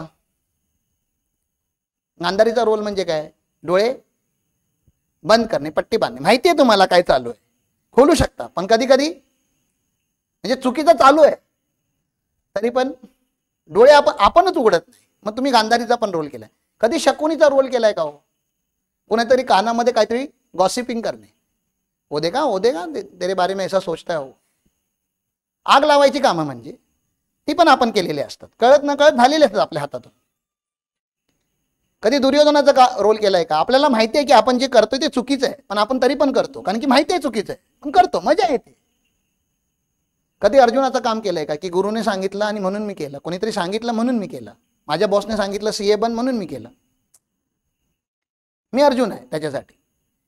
मग आम्ही बोलतो बिझनेस एक महाभारत, आणि बिझनेस जो आहे ना आणि महाभारत हे सगळे कॅरेक्टर आपल्या आतमध्ये आहेत, आणि ते सगळे कॅरेक्टर आपल्या बिझनेसमध्ये पण आहेत. हा महाभारत जिंकायचा जर असेल तर तुम्हाला मेंटॉरची गरज असते. म्हणजे साधे डंबेल्स उचलायला जिममध्ये जाऊन डंबेल्स प्रॉपर कसे उचलायचे त्यासाठी कोच असतो. तुमच्या मुलाला बेचा पाडा शिकवायला, ए फॉर ऍपल शिकवायला कोच तुम्ही ठेवलाय, टीचर ठेवलेले आहेत ना.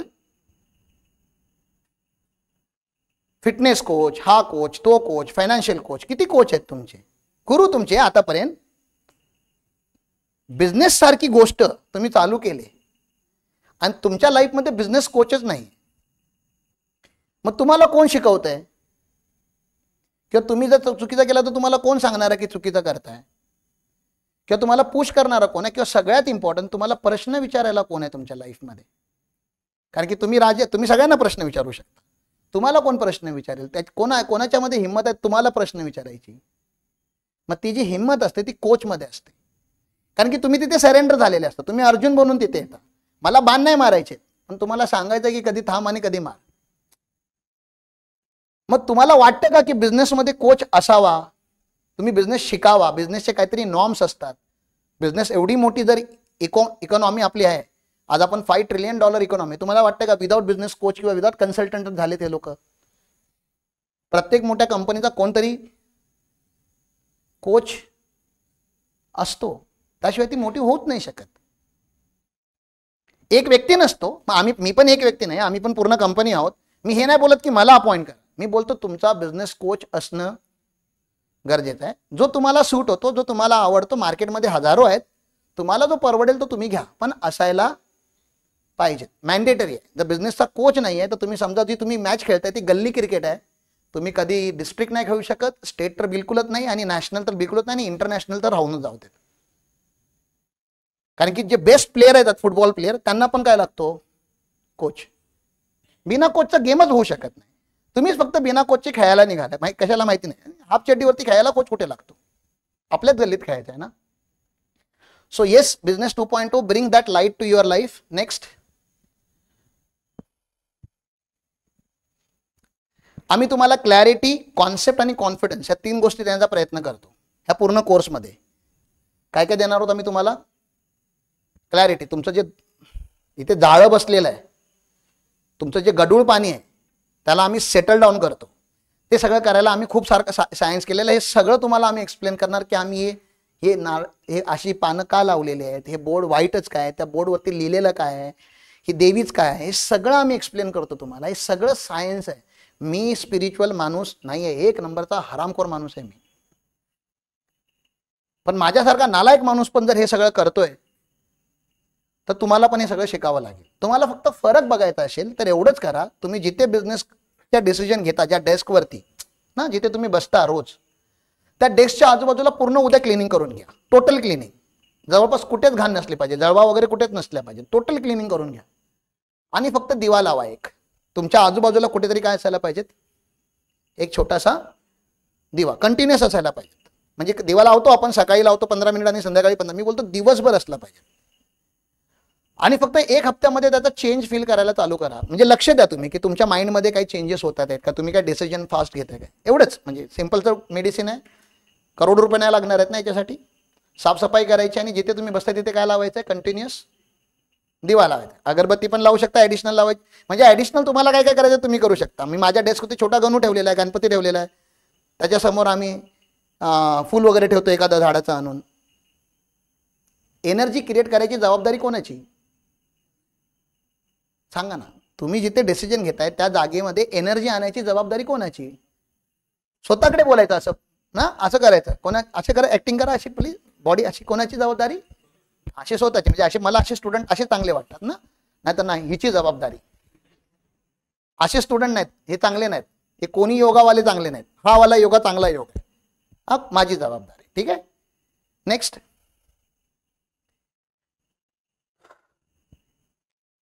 माझ्याविषयी छोटंसं, जास्त नाही सांगत. मी फाउंडर ऑफ एलिट गुरुकुल आहे. एक कंपनी जी IPOची जर्नी चालायला, म्हणजे मी एक असा कन्सल्टंट आहे, तुम्हाला सांगायची इच्छा आहे माझी की मी तुम्हाला जी खिचडी देतोय ती खिचडी मी रोज खातोय. जी गोळी तुम्हाला देणार आहे ती गोळी मी तुम्हाला अशी एकही गोष्ट नाही सांगणार जी मी नाही करत आणि तुमच्याकडून मी अपेक्षा करेन. मी पहिलं ते सगळं स्वतःवरती अप्लाय केलेलं आहे, करत आहे. तुम्ही करत नाही आहात, किती वाईट वाटत असेल मला सांगा. तुमच्या लोकांबरोबर, म्हणजे निखिल पट्टणशेट्टी सर आहेत, ह्या सगळ्यांचे माझे खूप चांगले रिलेशन आहेत, खूप चांगले रिलेशन आहेत. मला किती वाईट वाटत असेल तुम्हा लोकांना फेल होताना बघताना. मला दिसतंय की तुम्ही फेल होताय. मला का दिसतं, कारण की मी कोच आहे. जसं टीचरला माहिती असतं वर्गामधला कुठला मुलगा पास होणार आहे आणि कोणता मुलगा फेल होणार आहे, तसं मला कळतंय तुम्ही तुमच्यामध्ये कोण पास होणार आहे कोण फेल होणार आहे. पण मी तुमची काहीच उखडू नाही शकत, काहीच नाही करू शकत तुम्हाला, कारण की तुम्ही माझे बाप आहात. तुम्ही माझं काय ऐकाल ना. मी कोण आहे तुमच्यासाठी. रिलेशन चांगलं असलं तर हा अर्थ नाही की मी दिलेला प्रत्येक शब्द तुम्ही फॉलो कराल. त्यासाठी हा प्रोग्राम चालू केला की तुमच्याकडून पैसे घेणार तुम्हाला सुधारवायचे आणि कुत्र्यासारखं तुमच्या मागे लागणार. जिथे दिसणार तिथे विचारणार, आज का सेल्स कितना हुआ, आज क्या किया, आज कितना मीटिंग किया, कितना कॉल किया. तुमच्या मागे लागणार लिटरली. तुम्ही जोपर्यंत सुधारत नाही तोपर्यंत. सुधारल्यानंतर मग तुमच्या पुढे असणार मी रस्ता दाखवायला. पण पहिलं तुम्हाला सुधारवायचं. बिघडलेले आहात तुम्ही सगळे बरेच वर्षांनी. ठीक आहे. मग ती ही कंपनी आहे PN Rajan associate LLP CFM आहे. त्याच्यामध्ये 11 पार्टनर, त्याचा मॅनेजिंग पार्टनर फाउंडिंग पार्टनर मीच आहे. तीन राज्यामध्ये माझे ॲक्टिव्ह पार्टनर आहेत, कर्नाटकामध्ये आणि केरळमध्ये. गुजरातमध्ये स्लीपिंग पार्टनर आहे. अशी ती फर्म आहे, CFM आहे. मी एक बुक लिहिली, तिचं नाव आहे प्रोप्रायटरशिप टू IPO. आम्ही तिला चेंज करतोय SME टू IPO. आमचं ऑफिस इथे कडगाव रोडला पुढे शेती फार्म आहे, तुम्हाला माहिती असेल आतल्या साईडला. तिथे आम्ही ऑफिस बांधलेलं आहे. तर पावसाळा संपायची वाट बघतोय. पावसाळा संपला की आम्ही तुम्हाला इन्व्हाइट करणार आहोत. तर बुक लॉन्च आणि ऑफिस लॉन्च एकाच दिवशी ठेवलेलं आहे, कारण की एकाच वर्षामध्ये 2 इव्हेंट खर्चिक इव्हेंट आहेत ते, त्यामुळे 2 इव्हेंट बॅक टू बॅक नव्हते करायचे. त्यामुळे बुक लॉन्च आणि बिल्डिंग लॉन्च, ऑफिस लॉन्च दोघांसाठी तुम्हाला यायचं आहे. आज मी 300+ बिझनेसला फुकटमध्ये कन्सल्टन्सी देतो. फुकटमध्ये जिथे जातो तिथे कन्सल्टन्सी देतो मी, कारण की तेच मला येतं. 15+ वर्षाचा मला एक्सपिरियन्स आहे. 7 वर्ष महता बरोबर आणि 8 वर्ष स्वतःच्या पायावरती. आम्ही CA लोकांना बॅकएंड सर्व्हिस देतो. म्हणजे इंडियामध्ये बरेच CFM आहेत, त्यांच्याकडे स्टाफ नाही. हा खूप मोठा प्रॉब्लेम आहे. आणि माझ्याकडे गुरुकुल असल्यामुळे माझ्याकडे स्टाफ खूप जास्त आहे. आणि सकाळी 7 ते रात्री 11 आमचा वर्किंग आवर्स आहे. आम्ही 365 डे काम करतो, आमच्याकडे सुट्टी नसते. त्यामुळे आम्ही T+1, म्हणजे आज जर तुम्ही आम्हाला टास्क दिला तर तो उद्या कंप्लीट झाला पाहिजे. आमच्या इंडस्ट्रीतले सगळ्यात फास्टेस्ट आम्ही आहोत. आम्ही बेस्ट नाही आहोत, कारण की मुलं माझी ट्रेनिंगमध्ये आहेत. पण फास्टेस्ट आजच्या तारखेला पण आम्ही सगळ्यात फास्ट सर्व्हिस देणारे आहोत, कारण की आम्ही 365 डे ऑफ द ऑफिस चालूच असतं आणि ऑफिस जरी कधी चुकून माकून बंद असेल, आमचे फोन कंटिन्युअसली चालू असतात. अर्ध्यापेक्षा जास्त काम आमचं पूर्ण फोनवरती असतं. मी काहीही काम करत नाही. त्यामुळे माझे जे क्लायंट आहेत ते थोडेफार नाराज जरी असतील, त्यांना वाटेल हा तर आमचा फोन उचलत नाही. मी कामच करत नाही, मी तुमचा फोन कशाला उचलू. काम करणारी जी लोक आहेत ते तुमचा फोन उचलणार, कारण की सगळे व्हॉट्सअप ग्रुपच्या थ्रू होतं. प्रत्येक कंपनीसाठी एक व्हॉट्सअप ग्रुप असतो, प्रत्येक सीए साठी एक व्हॉट्सअप ग्रुप असतो. बरेच सीए आम्हाला त्यांच्या व्हॉट्सअप ग्रुपच्या थ्रू काम देतात. 4900 असं काहीतरी नंबर आता आम्ही टच केलेला आहे, म्हणजे अप्रॉक्सिमेटली 5000 इंडियातल्या सीएन बरोबर आम्ही कनेक्टेड आहोत आजच्या तारखेला. त्यामुळे तुमचं उद्या चेन्नईला काम असेल तर सांगा, केरळमध्ये असेल तर सांगा, वरती नॉर्थमध्ये हरियाणामध्ये असेल तर सांगा. आमचे सगळीकडे सीए फर्म, आता सीए फर्मचं पूर्ण जाळं आम्ही पसरलेलं आहे. गडिंग्लजमध्येच राहून मी पॅन इंडिया काम करतोय आणि दुबईवरून पण आता काम यायला चालू झालेलं आहे छोटं छोटं. I am a student of Sadhguru academy. Isha योगाचे 2 पार्ट आहेत. एक मेडिटेशनवाला पार्ट आहे जे सगळ्यांना माहिती आहे, बऱ्याच लोकांना माहिती आहे. त्यांचा एक MBA स्कूल पण आहे, जिथे ते लोक 3-3, 4-4 दिवसाचा कोर्स घेतात आणि त्या कोर्सची फी 5 लाख, 4.5 लाख, 3.5 लाख अशी असते. 3 दिवसाचीच फी. त्यांचे मॅक्सिमम कोर्स मी केलेले आहेत. मग हे सगळं शिकण्याचं जिथे ज्या अकॅडमीमध्ये मी शिकलेलो आहे त्यांचा पॅटर्न हा नसतो. ऑब्व्हियसली त्यांचा पॅटर्न खूप ॲडव्हान्स असतो. तिकडे टायटनचे MD वगैरे येऊन शिकवून जातात. पण त्या अकॅडमीचा मी प्राऊड स्टुडंट आहे. मी शिकलोय तिथे जाऊन ह्या सगळ्या गोष्टी. Yes, next.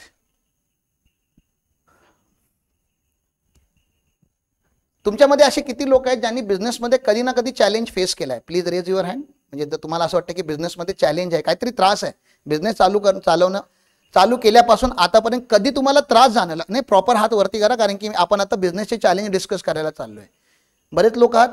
काही लोकांना चॅलेंज फेस नाही झाले, त्या लोकांनी बिझनेस केलाच नाही. किती लोकांना असा बिझनेस बनवायचा ज्याच्यामध्ये 0 चॅलेंज आहे, चॅलेंजेस नाही आहे, म्हणजे सगळं स्मूथ चाललंय, परफेक्ट आहे, असं किती लोकांना बनवायचं आहे? सगळं परफेक्ट आहे, आपली गरजच नाही आहे आणि रोज आपल्या अकाउंटमध्ये पैसे क्रेडिट होतात, असा बिझनेस असतो ह्या जगात? आज मुकेश अंबानी पण बोलू शकतो का? एलॉन मस्क बोलू शकतो का? Richest people on the planet ते नाही बोलू शकत. ते मूवी बघायला जात नाही आहेत, ते फॅमिली पिकनिक नाही करत आहेत. Richest people on the planet they are also engage in business day and night. मग तुम्हाला कुठे मुक्ती आहे? हा, पानटपरी असेल तर 4 दिवस बंद ठेवून जाऊ शकता गोव्याला. जेवढा बिझनेस मोठा हो जाणार तेवढे चॅलेंजेस. मी उलटा पण बोलतो, जेवढे तुम्ही चॅलेंजेस वाढवणार तेवढा बिझनेस मोठा होणार. जर तुम्ही चॅलेंजेस नाही घेतले तर तुमचा बिझनेस मोठा होणार नाही. चॅलेंजेस घेणं म्हणजे अटॅक करणं, मार्केटवरती शिकार करणं. घरात बसलेल्या माणसाला काय चॅलेंज आहे? काहीच नाही आहे. शिकार करायला आज जर आपण गेलो आता इथून तर आपल्याला खूप चॅलेंजेस येतील. Yes, business is that. Maximum challenge तुम्हाला घ्यायचे आहेत. मग कोणते कोणते चॅलेंज असतात बघूया आपण. आणि माणूस चॅलेंजेसला घाबरत नाही, त्याला सॉल्व्ह करायला लागणाऱ्या एफर्टला घाबरतो. चॅलेंजेस तर झक मारून आपल्याला येणारच आहे. मग बघूया कोणते चॅलेंजेस आपण कव्हर करू शकतो आज. हे तुम्हाला ऑलरेडी मी कव्हर केलेलं आहे. पहिला चॅलेंज तर हाच आहे, कळतच नाही आपण धंदा का करतोय. आज जो तुम्हाला होमवर्क दिलेला आहे ना, सगळ्यात मोठा चॅलेंज तोच आहे. खरंच नाही, मी तुम्हाला विचारणार धंदा खरं सांगा का करताय. पहिला रिझन मी तुम्हाला खरंच सांगा ना का करताय, पण खरंच सांगा काय करताय. तुमचा पर्पज क्लिअर नाही आहे. माझा पर्पज क्लिअर आहे, मला ना गरिबीच्या अगेन्स्ट लढायचं आहे, मला एम्प्लॉयमेंट जनरेट करायचे, मला स्वतः पण श्रीमंत व्हायचंय, माझ्या क्लायंटला पण श्रीमंत बनवायचंय, माझ्या ह्या स्टुडंट्सला पण श्रीमंत बनवायचंय जे घर सोडून माझ्यासाठी आले. माझं एकदम क्लिअर आहे, मला कॉन्शियस लीडर बनवायचे.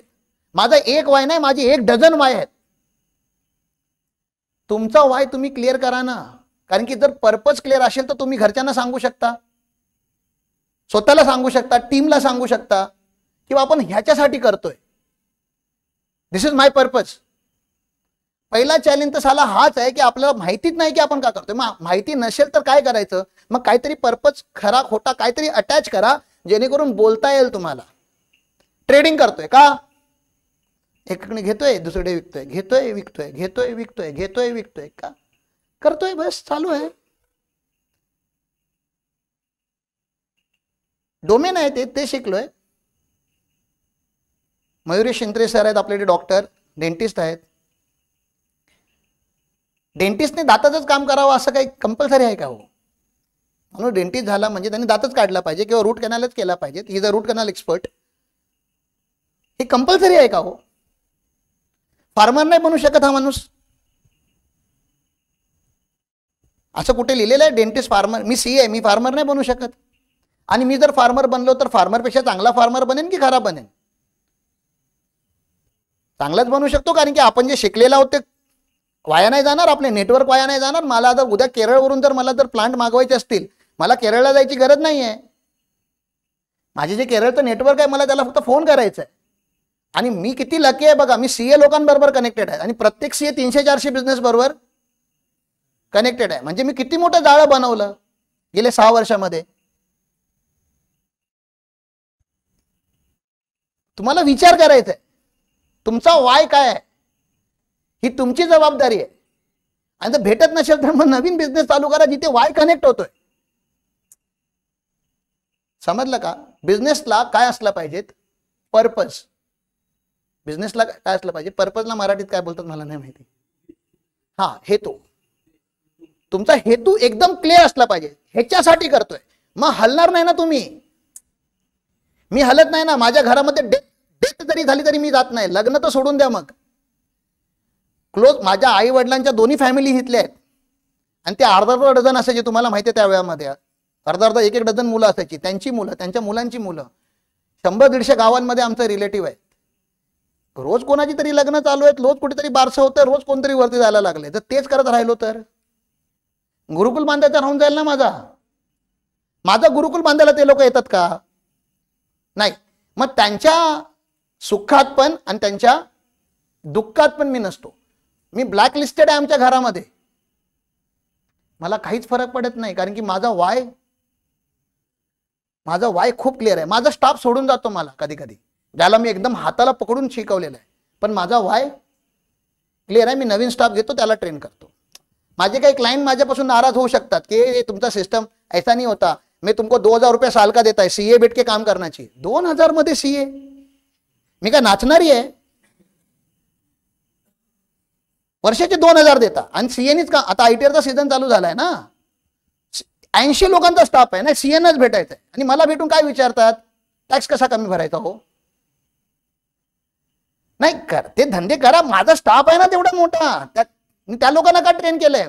माझ्याकडे तुम्ही जर एवढी मेहनत करून पोहोचलाय, सर धंदा कसा मोठा करायचा हो? हा, मग बसा ना, मग 3 तास बसा. मी कशासाठी अवेलेबल राहायचं आणि कशासाठी अवेलेबल नाही राहायचं हे मी डिसाईड करणार की मार्केट डिसाईड करणार? पुन्हा कोणता योगा करायचा आहे?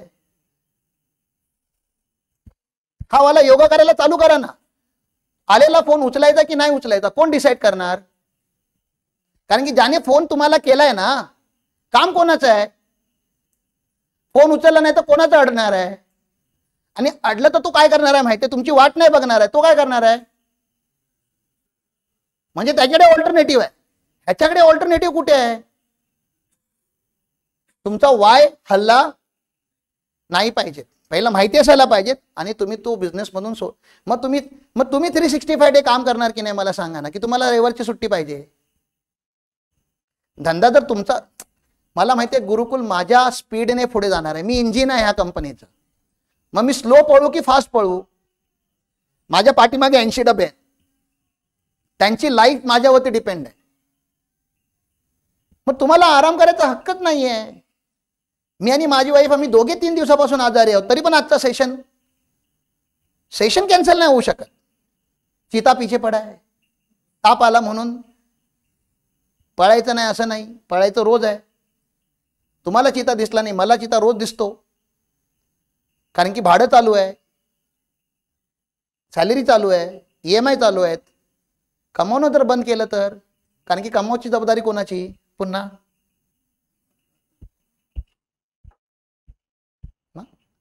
वाय. नेक्स्ट,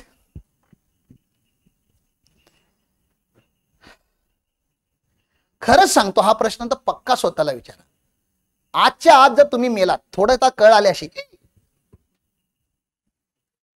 काय फरक पडणार आहे? खरं सांगा काय, म्हणजे हे मला नाही सांगायचंय, तुम्हाला स्वतःला बघायचं काय फरक पडणार आणि कोणाकोणाला फरक पडणार आहे. गडिंग्लज मार्केटच उद्या बंद राहील सर. तुम्ही जी गुड्स देताय ते गुड्स मार्केटमध्ये भेटणारच नाही. तुम्ही स्टीव्ह जॉब आहात, नवीन आयफोन लॉन्चच नाही होणार तुम्ही गेल्यामुळे. खरंच मार्केटला फरक पडणार आहे काय? आणि म्हणून आपला धंदा ग्रो नाही होत आहे. आपल्याकडे काही युनिक नाहीच आहे, खरंच युनिक नाही आहे. पण मी गेले नाही, ह्या लोकांना माझ्या पोरांना फरक पडेल काय? तसं नाही पडला पाहिजे, मी त्या लोकांना ट्रेन केलेलं आहे, पण थोडाफार तरी पडेल. माझ्या क्लायंटला ज्याचा IPO मी लॉन्च करणार आहे त्याची जर्नी त्याला नाही माहिती, त्याची जर्नी मला माहिती आहे, त्याला फरक पडेल काय? मी गेल्याने बऱ्याच लोकांचे IPO थांबणार आहेत. मलाच माहिती आहे त्याला IPO पर्यंत कसं घेऊन जायचं, त्याला स्वतःला पण नाही माहिती. मी क्रिएट केलंय माझी युनिकनेस आणि मी मागेन ती लोक मला देणार. ज्यावेळी 5.0 लॉन्च होणार, 2.0 ला मला लोक जज करणार. तुम्ही लोक आज मला जज करणार माझी लायकी आहे की नाही आहे. जो 5.0 ला गेलाय ना तो हाँ बोलो क्या, हाँ ठीक है ओके डन, हाँ उतना हीच. बघा तुम्ही, मग तुमची ब्रँड आयडेंटिटी युनिक. उद्या आयफोन बंद झाला तर आपल्याला फील होईल, मर्सिडीज बंद झाली तर फील होईल, पार्ले बंद झाला तर फील होईल, कोलगेट बंद झाला तर. जे ब्रँड तुम्ही वापरताय you are emotionally attach to those brand. तुम्ही कॉन्शियसली विकत नाही घेतात. मग तुमचा जर प्रोडक्ट ब्रँड असेल लोक सबकॉन्शियसली विकत घेतात, तोच शोधतात आणि तो भेटला नाही तो घेत पण नाहीत. म्हणजे जर तुम्ही संतूरचा साबण वापरताय दुकानामध्ये संतूर नसेल तर तुम्ही दुकान बदलाल पण साबण नाही बदलणार. That's brand, that's a uniqueness, that's म्हणजे कस्टमरच्या मनामध्ये जाऊन बसायचं तो पार्ट आहे. ते सायकल आहे ती शिकावी लागते. ह्या सगळ्या MNCने हजारो लाखो करोड रुपये घालून ते शिकलेले आहेत, आपल्याला पण ते शिकायचं आहे. मग त्याला ब्रँड आयडेंटिटी युनिक एक्सपिरियन्स वगैरे आपण बोलतो. नेक्स्ट, किती लोकांचा 5 इयर विजन क्लिअर आहे? 2030 पर्यंत आपण कुठे जाणार आहोत? हात वरती करा प्लीज. 5 इयर विजन, तुम्हाला माहिती आहे तुमचा बिझनेसच्या टॉप लाईन काय असणार आहे? चला चांगला असा हात वरती करा प्लीज. सगळ्यांनी ह्या लोकांसाठी टाळ्या वाजवा. ऍटलीस्ट ह्यांना माहिती आहे की मी कुठे जाणार आहे. आता जर मी विचारलं तर तुम्हाला वाईट वाटेल, पण फक्त तुम्ही तुमच्या मनामध्ये कॅल्क्युलेशन करा की मी जे बोलतोय ते बरोबर बोलतोय की चुकीचं बोलतोय. आज जर 1 करोड माझा टर्नओव्हर आहे आणि 2030 मध्ये जो मला दिसतोय माझ्या बॅलन्स शीट मध्ये P&L मध्ये तो 5 करोड आहे, त्याला आपण 5x बोलतो. किती बोलतो? मग तसे तुमचे आजचे नंबर तुम्हाला माहिती आहेत, आजचे नंबर तुम्हाला माहिती आहेत. मी तुम्हाला विचारतोय किती लोकांचे नंबर 10x पेक्षा जास्त आहेत? म्हणजे आज जर तुमचा टर्नओव्हर 10 कोटी असेल तर तुम्हाला वाटतंय 2030 पर्यंत 100% 100 कोटी होणार आहे. आज 100 कोटी असेल तर 1000 कोटी होणार आहे.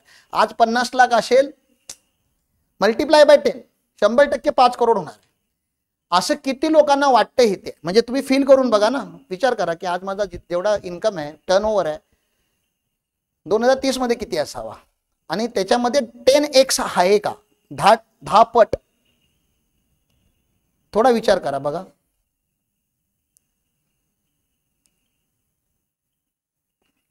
आम्ही काय करणार आहोत सांगतो. माझा ह्या वर्षाचा टर्नओव्हर 1.25 कोटी होता गेल्या वर्षाचा. या वर्षी आम्ही 5 कोटीसाठी ट्राय करतोय. 5x आम्ही ह्याच वर्षामध्ये करण्याचा प्रयत्न, आणि हा कोर्स वगैरे सगळे लॉन्च करण्याचा पार्टच तो आहे. म्हणजे आम्हाला पैसे वेगळ्या वेगळ्या प्रकारे कसे कमवायचे त्याच्यावरती आम्ही रोज विचार करतो. म्हणून आम्ही नवीन नवीन प्रोडक्ट लॉन्च करतो.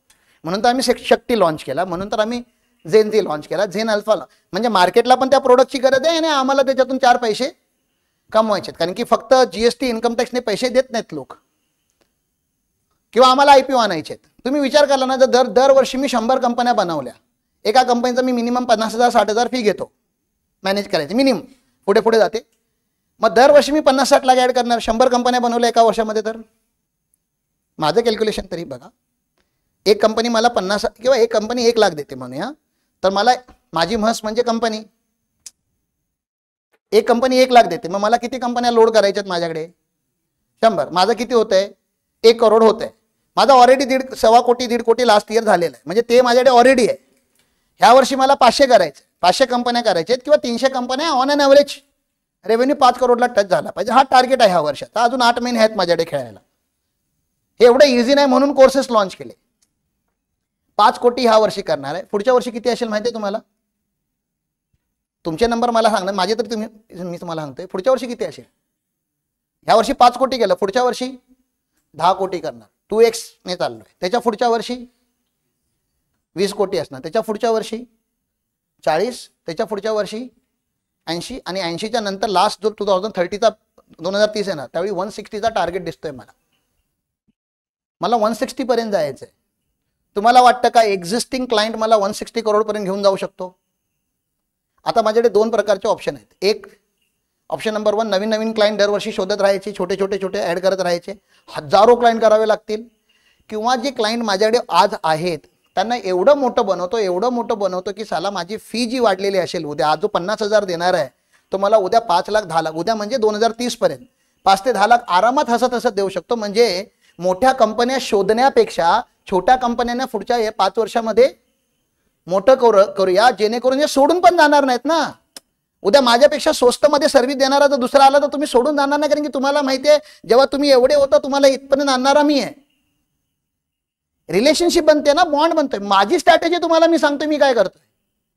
मग तुमच्या बिझनेसची स्ट्रॅटेजी, तुमच्या बिझनेसचं विजन, तुमच्या बिझनेसच्या ऍक्शन घेणारा कोण, पुन्हा कोणता योगा? स्वतः करायचंय. मग 5 वर्षाचं विजन क्लिअर ह्याच्यासाठी असावं की तुम्हाला रिव्हर्स कॅल्क्युलेशन माहिती असावे की ह्या वर्षामध्ये काय अचीव्ह करायचं आहे. 160 करोड 2030 मध्ये करायला ह्या वर्षामध्ये 5 करोड टच करावे लागणार. ह्या वर्षामध्ये 2 कोटी झाले तर मग पुन्हा कॅल्क्युलेशन कसं होतं सांगू तुम्हाला. 2चे पुढच्या वर्षी किती होणार? 4, 4चे 8चा 16चे 32, बस 160 खालती कुठे पडला? 32 वरती. का? कारण की ह्या वर्षी ढिला झालो साला. मग मला लंगोट टाईट कुठे बांधायचंय? 5 वर्षानंतर नाही, आत्ता आज गरज नाही हो. पण मला आज मेरा भी सब चलता है, आज नाही आहे ना 2030 मध्ये.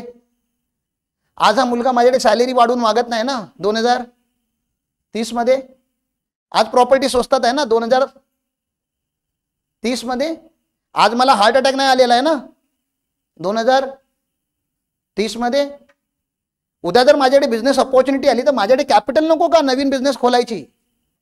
मला उद्या कोणी 50 एकर जमीन विकायला रेडी असेल तर घ्यायची ताकद 2028 मध्ये तरी आज नाहीये माझ्याकडे ताकद. आज खरं सांगतो नाहीये. झालं माझं, संपलं सगळं जे करायचं होतं ते. इकडे 4 गुंठे तिकडे 3 एकर घेऊन सगळं संपलं माझं. मग थांबू का हे? तेच नाही, कशाला थांबायचं? सायकल समजली ना आपल्याला, कॅश फ्लो कसा जनरेट होतोय कळाल्यानंतर मग ते सायकल मल्टिप्लाय करायची, मॅक्सिमम टाइम मल्टिप्लाय करायची रिस्पॉन्सिबिलिटी माझी. मग तसं तुमच्या बिझनेसचं तुमच्याकडे काय असायला पाहिजे? 5 वर्षाचं क्लिअर कट विजन असायला पाहिजेत. आणि ते तुम्ही क्वार्टर्सवरती डिवाइड करायला पाहिजेत की 5व्या वर्षी जो टर्नओव्हर असणार तो पहिला ह्या वर्षापर्यंत आणायचा, डिवाइड बाय टू करत आणायचा. समजलं का मी म्हणतोय? 2 ने डिवाइड करत जायचं किंवा उलटं गेला तर डबल करत जायचं. जर तुमचा डिझायर्ड नंबर पोहोचतोय तिथे तर बरोबर आहे, नाहीतर मग ह्या वर्षी तुम्हाला एफर्ट्स वाढवावे लागतील. मग डबल करत बघायचं. क्लिअर आहे? सिंपल मल्टिप्लाय करू शकता तुम्ही. ठीक आहे. आणि मग ह्या वर्षी आणल्यानंतर त्याला क्वार्टरवरती डिवाइड करायचं. डिवाइड बाय 4 केला तर एका क्वार्टरचा टर्नओव्हर कळतो आणि प्रत्येक क्वार्टरमध्ये रिव्ह्यू करायचा की आपण तेवढं अचीव्ह केलं की नाही केलं. जसं Q1 मध्ये आमचा धंदा खूप स्लो चालतो, सीए लोकांचा, हे कन्सल्टन्सी धंद्याचा खूप स्लो जातो. एप्रिल मे जून खूप स्लो असतो. Q2 आमच्यासाठी पीक असतो आणि Q3 बूम असतो. दिवाळी असते आमची Q3 मध्ये. Q4 पुन्हा स्लो, पुन्हा पुढच्या वर्षाचा क्वार्टर अजून स्लो. मग आम्हाला असं काहीतरी करायला चालू करावं लागलं ज्याच्यामध्ये सीझनचा आणि आमच्या इन्कमचा काही संबंध नाही. म्हणून आम्ही कोचिंग स्टार्ट केली. कारण की ह्याचा आणि सीझनचा काहीच संबंध नाहीये. मी मार्चमध्ये पण बॅच लॉन्च करू शकतो आणि एप्रिलमध्ये पण करू शकतो. आणि तुम्हाला आतलं सांगतो, तुम्हाला ज्या इन्फ्रामध्ये बसवलं गेलेलं आहे तो आमचा डिझायर्ड इन्फ्रा नाहीये. म्हणजे आमचे विचार होते की आपली स्वतःची जमीन असावी, तिथे आम्ही खूप छान असं राहण्याचं तुमचा सेटअप करावा. तुम्ही घर सोडून आमच्याकडे 1 हप्ता राहायला यायला पाहिजे होतं. सकाळी 5ला तुमचं सेशन चालू व्हायला. हे सगळे थेअरी आहेत आमच्या, पण हे सगळं प्रॅक्टिकल नाही झालं कारण की माझ्याकडे तेवढे पैसे आजच्या तारखेला नाही आहेत जे मला डिझाईन करायचे आहेत. म्हणून मी माझा प्लॅन नाही ड्रॉप केला, कोर्स चेंज केला, लाईट व्हर्जन लॉन्च केला. हा लाईट व्हर्जन आहे बिझनेस 2.0. हा हार्श व्हर्जन नाही आहे, हा लाईट व्हर्जन आहे. लाईट व्हर्जन स्वस्तामध्ये लॉन्च केला. मार्केटला कळू दे तरी की एक कोच नावाचा माणूस इथे आलेला आहे. मग तुम्हाला क्वार्टरली ऍक्शन घ्याव्या लागतात. नेक्स्ट लॉंग टर्म गोल काय ते तुम्हाला लिहावे लागणार. 3 प्रकारचे गोल असतात माणसाचे, शॉर्ट टर्म, मिड टर्म आणि लॉंग टर्म. शॉर्ट टर्म म्हणजे 3 ते 6 महिन्यामध्ये काय करणार आहात, वर्ष 2 वर्षामध्ये काय करायचं आहे आणि 4 ते 5 वर्षामध्ये काय करायचं आहे, असे गोल तुमचे लिहिलेले असायला पाहिजेत. नसतील तर प्लीज लिहून घ्या. गोल म्हणजे हे बिझनेसचे गोल आहेत. गोललेस बिझनेस नसतो कधी, असेल तर तो बिझनेसच नाही आहे. राईट. नेक्स्ट, किती लोकांना आपला स्वतःचा मंथली प्रॉफिट माहिती आहे? मंथली प्रॉफिट म्हणजे एप्रिलला एवढं कमवलं, मेला एवढं, जूनला एवढं, जुलैला एवढं. नाही, मंथली प्रॉफिट नाही माहिती. मग ज्याच्याकडे डेटाच नाही आहे तो करेक्टिव्ह ॲक्शन कसं घेईल? त्याने ब्लड रिपोर्टच नाही काढला. आज मी देशमाने सरांकडे गेलो होतो, माझ्या बॉडीमधला कोलेस्ट्रॉल डबल झालं आहे, 100 असायला पाहिजे, त्यांनी सांगितलं 206 काय 209 काहीतरी झालेलं आहे. ते म्हणाले लवकर लवकर करेक्टिव्ह ॲक्शन घ्या, नाहीतर एक दिवस हार्ट अटॅक येणार आहे तुम्हाला. मग लाज वाटायला पाहिजेत ना आपल्याला. मग तुम्ही काय करता, तुमच्या पण ब्लडमध्ये कोलेस्ट्रॉल वाढलं असेल, फक्त तुम्ही काय नाही केलेलं आहे, रिपोर्ट नाही काढलेले आहेत. मग माझं सजेशन आहे काय करून घ्या, रिपोर्ट काढा. बिझनेसचे रिपोर्ट निघतात. तुमचा सीए नका बदली करू. विजय माने आमचे पाठीमागे बसलेले आहेत, बरेच लोक तुम्ही ओळखता, त्यांच्याकडून काम करून घेता. त्यांना फक्त तुमचे जे लॉग इन आयडी वगैरे ते द्या आणि त्यांच्याकडून एक रिपोर्ट काढून घ्या तुमच्या बिझनेसचा, balance sheet, PNL, income tax, GST चाललंय का व्यवस्थित, चेक करा ना. काय प्रॉब्लेम आहे चेक करून घ्यायला? काय करेक्शन असतील तर आज सांगूया ना आम्ही तुम्हाला की बाबा इथे चुकतं, इथे कुठेतरी तुम्हाला करेक्शन ऍक्शन घ्यायचे. येस. नेक्स्ट,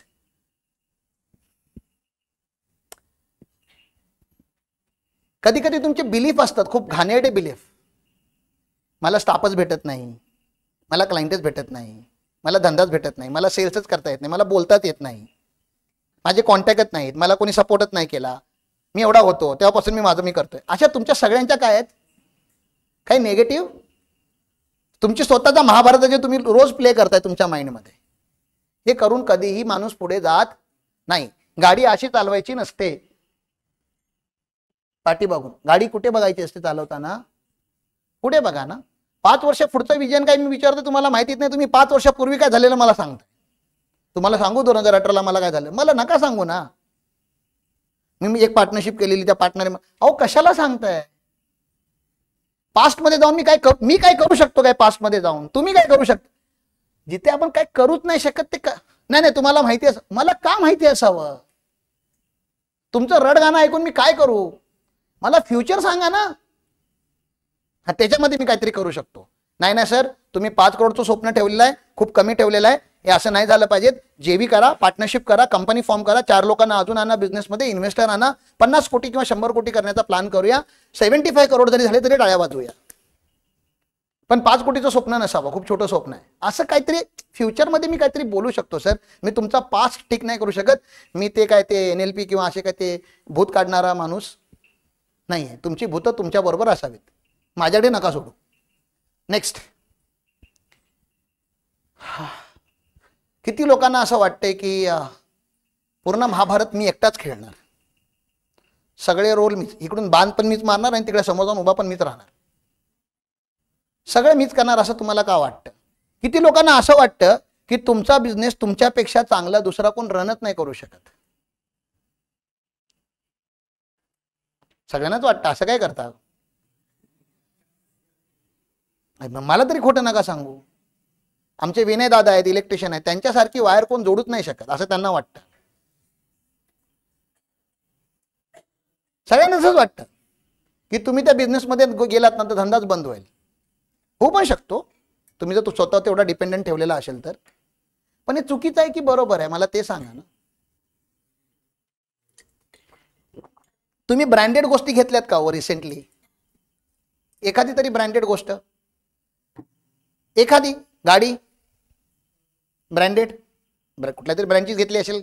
कपडे, साबून, शॅम्पू, टाटा नमक, देश का नमक, आपण घेतो ते सगळे ब्रँडेडच घेतो ना. किती लोकांना त्या जे तुम्ही घेतलेलं आहे त्याचे ओनर माहिती आहेत?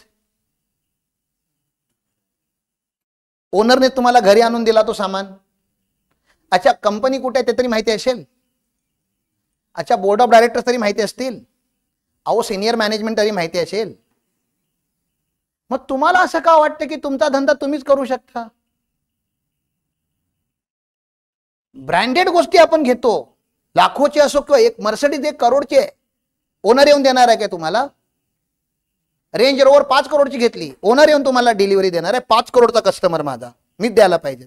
एक सेल्समॅन देणार आहे ज्याचा पगार 43,000 50,000 असेल मॅक्सिमम, आणि तुम्ही कंप्लेंट पण नाही करणार कारण की त्यांचं सिस्टम इस्टॅब्लिश आहे.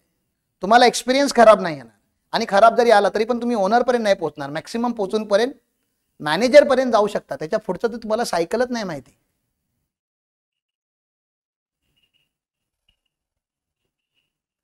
विचार करण्यासारखा प्रश्न आहे, म्हणून थोडा वेळ घेतला. वेळ ऑलरेडी संपलेला आहे. तुम्ही स्वतः सगळं नाही करू शकत.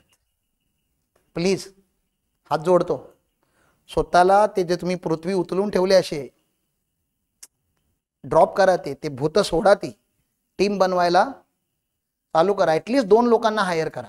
बरेच लोक मला हे विचारतात की सर सेमिनार खूप छान वाटला पण हेच नाही कळालं, मी करू काय? तर मी तुम्हाला सांगतो, काहीतरी सांगू करणार असाल तर सांगतो. तुम्ही तुमचा दिवस कुठे वाया जातो सकाळपासून रात्रीपर्यंत, काय फालतूगिरी तुम्ही करताय, ती 1 हप्ता पूर्ण लिहून काढा. त्याला आम्ही दिनचर्या बोलतो. उठल्यानंतर रात्री झोपेपर्यंत तुम्ही ऍक्च्युली तास आणि तास काय करताय, 11 वाजता काय केलं, 12 वाजता काय केलं, 1 वाजता काय केलं, असं लिहून काढा. आमचा फॉर्मॅटच आहे तो. है क्या दिनचर्या आजूबाजू में किधर इधर? नाही नसेल तर चालेल, काही टेन्शन नाही. एक बुक आहे आमचं दिनचर्या, आम्ही देतो तुम्हाला कोर्समध्ये ऍडमिशन घेतल्यानंतर. आणि आम्ही तुम्हाला असं विचारतो की ह्याच्यातलं असं काय जे तुम्ही नाही केलं तर कोणच नसतं करू शकलं, असं काय आहे का, हे विचारतो आम्ही. आणि जे जे करायला दुसरी लोक असतात मग ते त्यांनी तुम्ही देत का नाही करायला, किंवा हायर का नाही करत? आम्ही बोलतो तुमची शक्ती तुमच्याबरोबर का नाही आहे? तुम्ही बोलता मग भांडी कोण घासणार? भांडी घासायला शक्ती आणली होती घरामध्ये, ताई भेटते नाही कधी, छोटं काम नाही आहे ते, मी त्याला कमी दर्जाचं काम. पण कंपनी चालवायला ताई नाही ठेवू शकत तुम्ही. कंपनी तुमची आहे, तिला जेवढी कंपनीची कळकळ असेल ती बाहेरच्या ताईला नसणार. मग जे ताई करू शकते, झाडू पोछा, भांडी घासणं, जेवण बनवणं, ते ताईंना द्या आणि हिला बिझनेसमध्ये आणा ना. एकाचे 2 तरी व्हा. मग आम्ही सांगतो तुम्ही जे जे करताय ते सगळं लिहा एका कागदावरती, मोठं मोठं काय काय करता तुम्ही रोज, आणि त्याच्यासमोर नावं लिहायला चालू करा की ते काम तुम्ही अस्तित्वातून गेल्यानंतर ते काम कोण करू शकतं, त्याला ट्रेन करण्याची जबाबदारी कोणाची? पुन्हा आपली. कधी ना कधी तुम्ही जाणार आहात ना, मग वाट बघताय का त्याची? आताच ट्रेन करा ना, आणि मग तुम्ही फ्री व्हा. तुम्ही फ्री होऊन काय करा, बिझनेस 2.0 अटेंड करा, बिझनेस 3.0 अटेंड करा, एक्झिबिशन जा, यूट्यूब करा, चॅट जीपीटी वापरा. तुमच्या बिझनेसमध्ये इनोव्हेशन्स काय आलेले आहेत, तुमच्या लाईन ऑफ बिझनेसमध्ये 5 टॉप कंपन्या कोणत्या आहेत, त्या लोकांनी काय केलं जेव्हा त्या छोट्या होत्या आणि आज एवढ्या मोठ्या झाल्या. स्ट्रॅटेजीज बनवा, जैविक काहीतरी करता येईल ना. तुम्ही फ्री असाल तर काहीतरी मी सांगू शकतो ना. ज्याचे हातच एंगेज आहे त्याला मी काय सांगू? त्याला काही सांगितलं तर तुम्हाला कारण काय देणार आहे? आतापर्यंत आपण देत आलोय, धंदा कसा सोडू, गल्ला कसा बंद करू ना. मग हे प्लीज तुम्हाला करावं लागेल. ही ऍक्शन आहे जी तुम्हाला घ्यायची. तुम्हाला त्यांना ट्रेन करायचं, तुम्हाला त्यांच्यावरती विश्वास करायचा, तुम्हाला करायचं आहे. तुम्ही त्याच्यावरती विश्वास कर. ज्याला तुम्ही गाडी चालवायला शिकवले त्याच्या हातामध्ये तुम्ही गाडी देऊ शकता, ज्याला शिकवलीच नाही भीती तर वाटणार, मग त्याला हायर करा, ट्रेन करा, त्याच्यावरती विश्वास टाका, असं हे करा तुम्ही प्लीज. ठीक आहे. नेक्स्ट, तुम्ही जो सिस्टम बनवलाय तो एवढा घटी आहे की त्याच्यामध्ये तुम्हीच अडकलाय त्या जाळ्यात. असा सिस्टम बनवा जो तुम्हाला फ्री करेल. काय करेल? तुम्हाला तुमचा सिस्टम काय केला पाहिजे? फ्री केला पाहिजे. नेक्स्ट, एसओपीज असल्या पाहिजे. ब्रँड, सगळ्या ब्रँडचा एसओपी असतो, स्टँडर्ड ऑपरेटिंग प्रोसिजर. तुमचा पण स्टँडर्ड ऑपरेटिंग प्रोसिजर असायला पाहिजे. कॉम्पिटिशनला घाबरायचं नाही, कॉम्पिटिशनच्या समोर जायचं. जिथे कॉम्पिटिशन आहे ना तो बघायचा, तो आपल्याला कसा पाडतोय, त्याच्या स्ट्रॅटेजी बघायची आणि आपल्याला पण तेच करायचं. कॉम्पिटिशन पासून लांब नाही पडायचं. नेक्स्ट, खूप मोठी गोष्ट आहे ही, जास्त बोलत नाही, वेळ नाही माझ्याकडे. ज्या तुम्ही सेशनला याल तर ह्याच्यावरती खूप बोलतो मी. चेंज हा एक खूप ब्युटिफुल वर्ल्ड आहे. आम्ही सांगतो त्याला तुम्ही घाबरू नका. आम्ही तुमच्या बॉडीला ट्रेन करतोय ह्या पूर्ण 11 दिवसामध्ये. म्हणजे आज सिटिंग अशी आहे ना, तुम्हाला माहिती नसतं उद्या सिटिंग कशी असेल. उद्या कधी आम्ही तुम्हाला जमिनीवरती बसवतो, कधी बेंचवरती बसवतो, कधी क्रॉसमध्ये बसवतो. आम्ही तुमच्या बॉडीला आणि माइंडला ट्रेन करतो. काय करण्यासाठी? चेंज ॲक्सेप्ट करण्यासाठी. त्या कोर्सचा पार्ट आहे तो. नेक्स्ट, ठीक आहे, हा स्किप करूया. बिझनेस ट्री हा मी सेशनमध्ये कव्हर करेन. बिझनेस एक झाडासारखं असतं. मग त्याचे झाडाचे सगळे फीचर आणि मी बिझनेसला कनेक्ट करतो, वेळ कमी असल्यामुळे हे स्किप करतो. नेक्स्ट.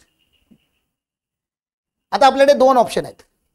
एक, आता आपल्याला डिसिजन घ्यायचे इथून पुढे. माझा कॉन्टेंट सांगून झाला, थोडा स्किप केला मी, कारण की बरेच लोक मला पर्सनली ओळखतात, त्यामुळे माहिती आहे, पण ते सगळं सांगायची गरज नाही आहे, म्हणजे उगाच माझी मी लाल नाही करत आता.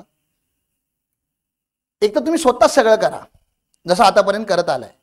कोण अडवणार आहे तुम्हाला? कोण तुमच्या पाठीमागे छडी घेऊन पळणार नाही. तुम्ही स्वतः पण करू. जो स्वतः सेल्फ अवेअर माणूस आहे तो स्वतः सगळं करू शकतो. पण मी तो नाही. मला महताब लागतो. तो मला प्रश्न विचारतो, मी त्याला उत्तर देण्यासाठी 3-3, 6-6 महिने मेहनत करतो. मग माझा कोच आहे. मग तुमचा पण कोण असायला पाहिजे? एक कोच. एक तर तो मला अपॉइंट करा, माझ्यापेक्षा जर बेटर ऑप्शन तुमच्याकडे असेल तर त्याला अपॉइंट करा. पण कोच तुम्हाला इमिजिएटली अपॉइंट करायचं आहे. तुमच्या बिझनेसची जबाबदारी फक्त तुमची नसली पाहिजे, ती एक शेअर्ड रिस्पॉन्सिबिलिटी असायला पाहिजे. एक थर्ड पार्टीने बाहेर उभा राहून बघितली पाहिजे. जसं मॅच खेळणाऱ्याला कधी कधी मॅच कळत नाही, बघणाऱ्यांना कळत असतं, अरे तिकडे बॉल फेकणार आहे. हे बघणारा इथून ओरडतोय, कारण की बघणारा डिस्टन्सने बघतो, झूम आउट करून बघत असतो. जो झूम इन मध्ये असतो ना, जो त्या मैदानात, त्याला कळत नाही, कारण की त्याला आता खेळायचं, त्याला माहितीच नाही बॉल कुठे आहे. त्यामुळे तुमच्यावरती व्ह्यू ठेवायला कोणतरी लागतो, तो कोच असतो. मग अशी आमची रिक्वेस्ट आहे तुम्हाला. हे दोन्ही ऑप्शन तुमच्याकडे आहेत. Option number 1 you do it, option number 2 you hire a coach. Next.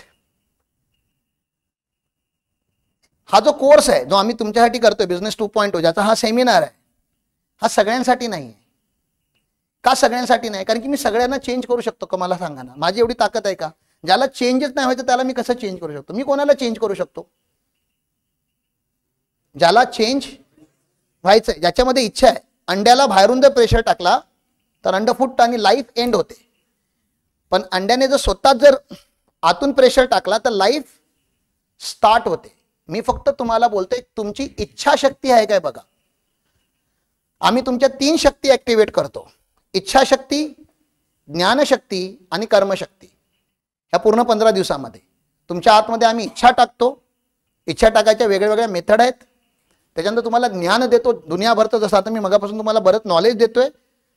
पण ह्या सगळ्याचा काहीच फायदा नाही आहे जर तुम्ही कर्म नाही केले. तर तुमच्याकडून आम्ही काम करून घेतो. जी लास्ट बॅचमध्ये आमची चुकी झाली, आम्ही काम करून नाही घेतलं, आम्ही ज्ञान दिलं, आम्ही इच्छा दिली आणि त्यांच्यावरती सोडलं. मग काही लोक करतात आहेत आणि काही लोक नाही करत आहेत. मग तुम्हाला नाही सोडणार, कारण की ते माणूस आपल्या चुकांतून सुधारतो आणि आम्ही लगेच सुधारणारी लोक आहोत. मग त्यामुळे कर्मशक्ती आम्ही आता ऍड केलेली आहे. नेक्स्ट.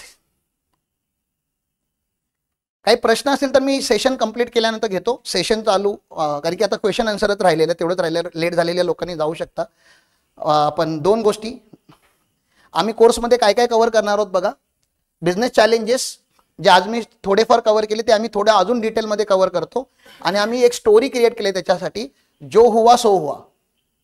2 टाईपची लोक असतात, अशी आमची एक स्टोरी आहे. दिनचर्यावरती आम्ही कंट्रोल आणतो. तुमचा वेळ कुठे वाया चाललाय. आज आपल्याकडे कॅपिटल नसेल, पैसे नसतील, पण टाइम तर आपल्या हातामध्ये आहे. मग टाइमला पहिला कंट्रोलमध्ये आणा, पैसे ऑटोमॅटिकली येतात. टाइमच लूज सोडला तर ना टाइम हातात येतो आणि ना पैसे हातामध्ये येतात. मग आम्ही दिनचर्या बुकची तुमच्याकडून प्रॅक्टिस करून घेतो.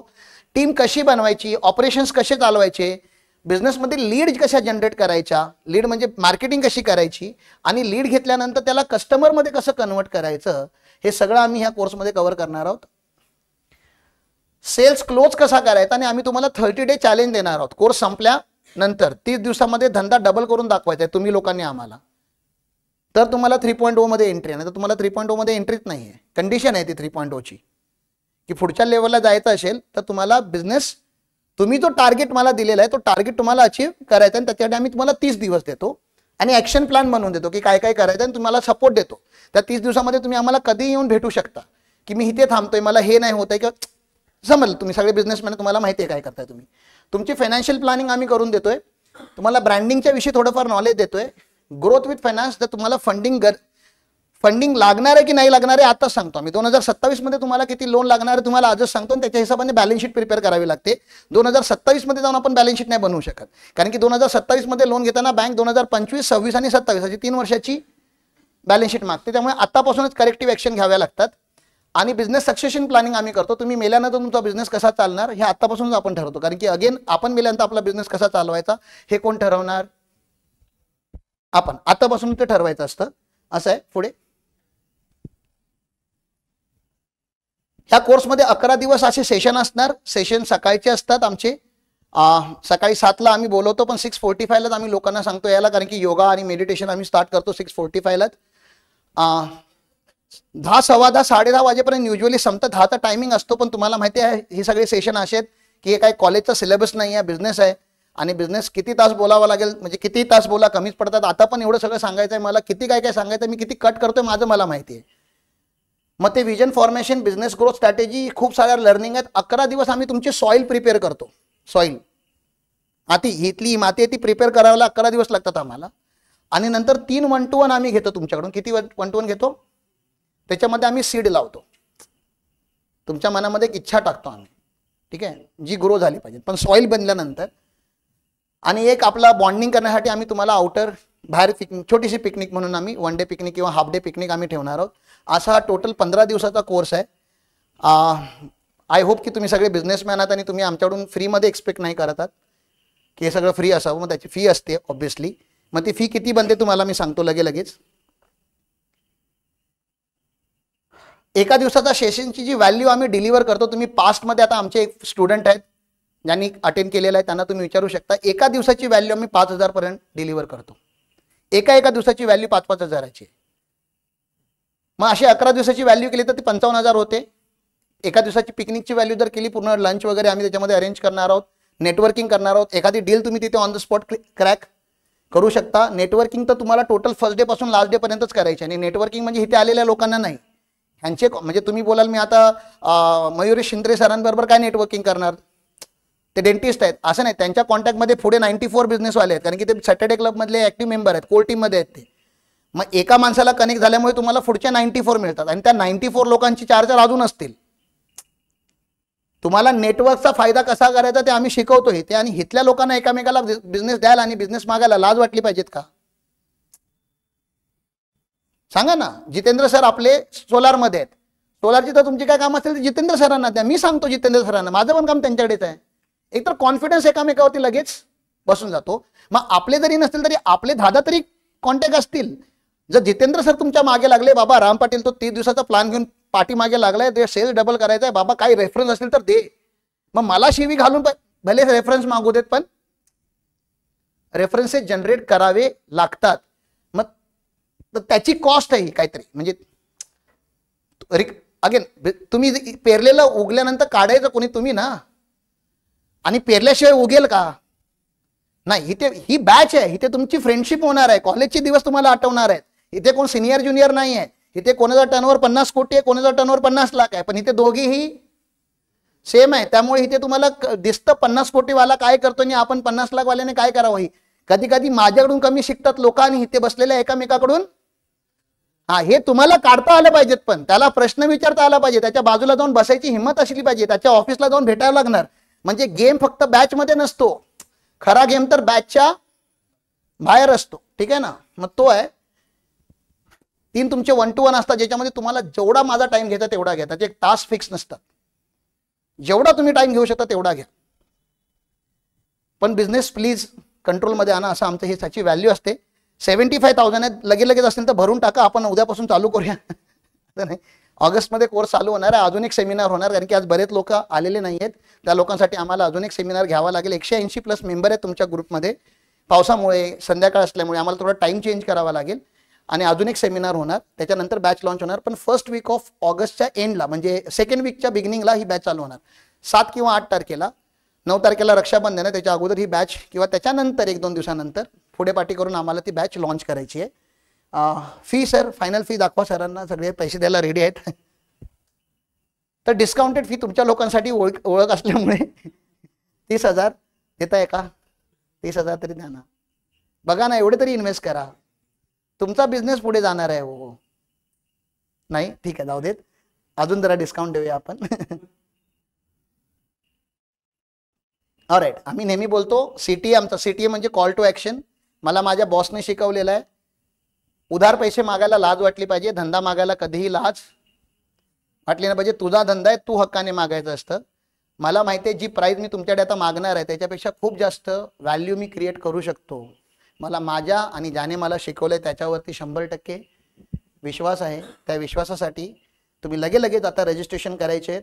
माझ्या टीमचा कॉन्फिडन्स वाढवायचा आहे. प्लीज तुम्ही स्कॅनरवरती तुम्हाला 11,000 द्यायचे आहेत आणि तुम्हाला आम्ही बॅचमध्ये ॲड करायला चालू करतोय सेकंड बॅचमध्ये. आणि तुमचा बॅच चालू व्हायच्या अगोदरच तुम्हाला बऱ्याच आम्ही ॲक्टिव्हिटी देणार आहोत. त्या ॲक्टिव्हिटीज तुम्हाला कंप्लीट करायच्या. त्या तुमच्या ग्रुपवरती येत राहतील. काही व्हिडिओज असतील, काही ॲक्टिव्हिटी असतील, काही मेसेजेस असतील. त्यामुळे तुम्हाला बॅच चालू व्हायची वाट नाही बघायची. बॅच चालू व्हायच्या अगोदर पण काही ग्राउंड क्लिअर करावं लागतं. म्हणजे शेती करायच्या अगोदर जो कचरा काढायचा असतो ते कचरा काढायला आम्ही आजपासूनच चालू करणार आहोत. तर प्लीज रजिस्टर करा.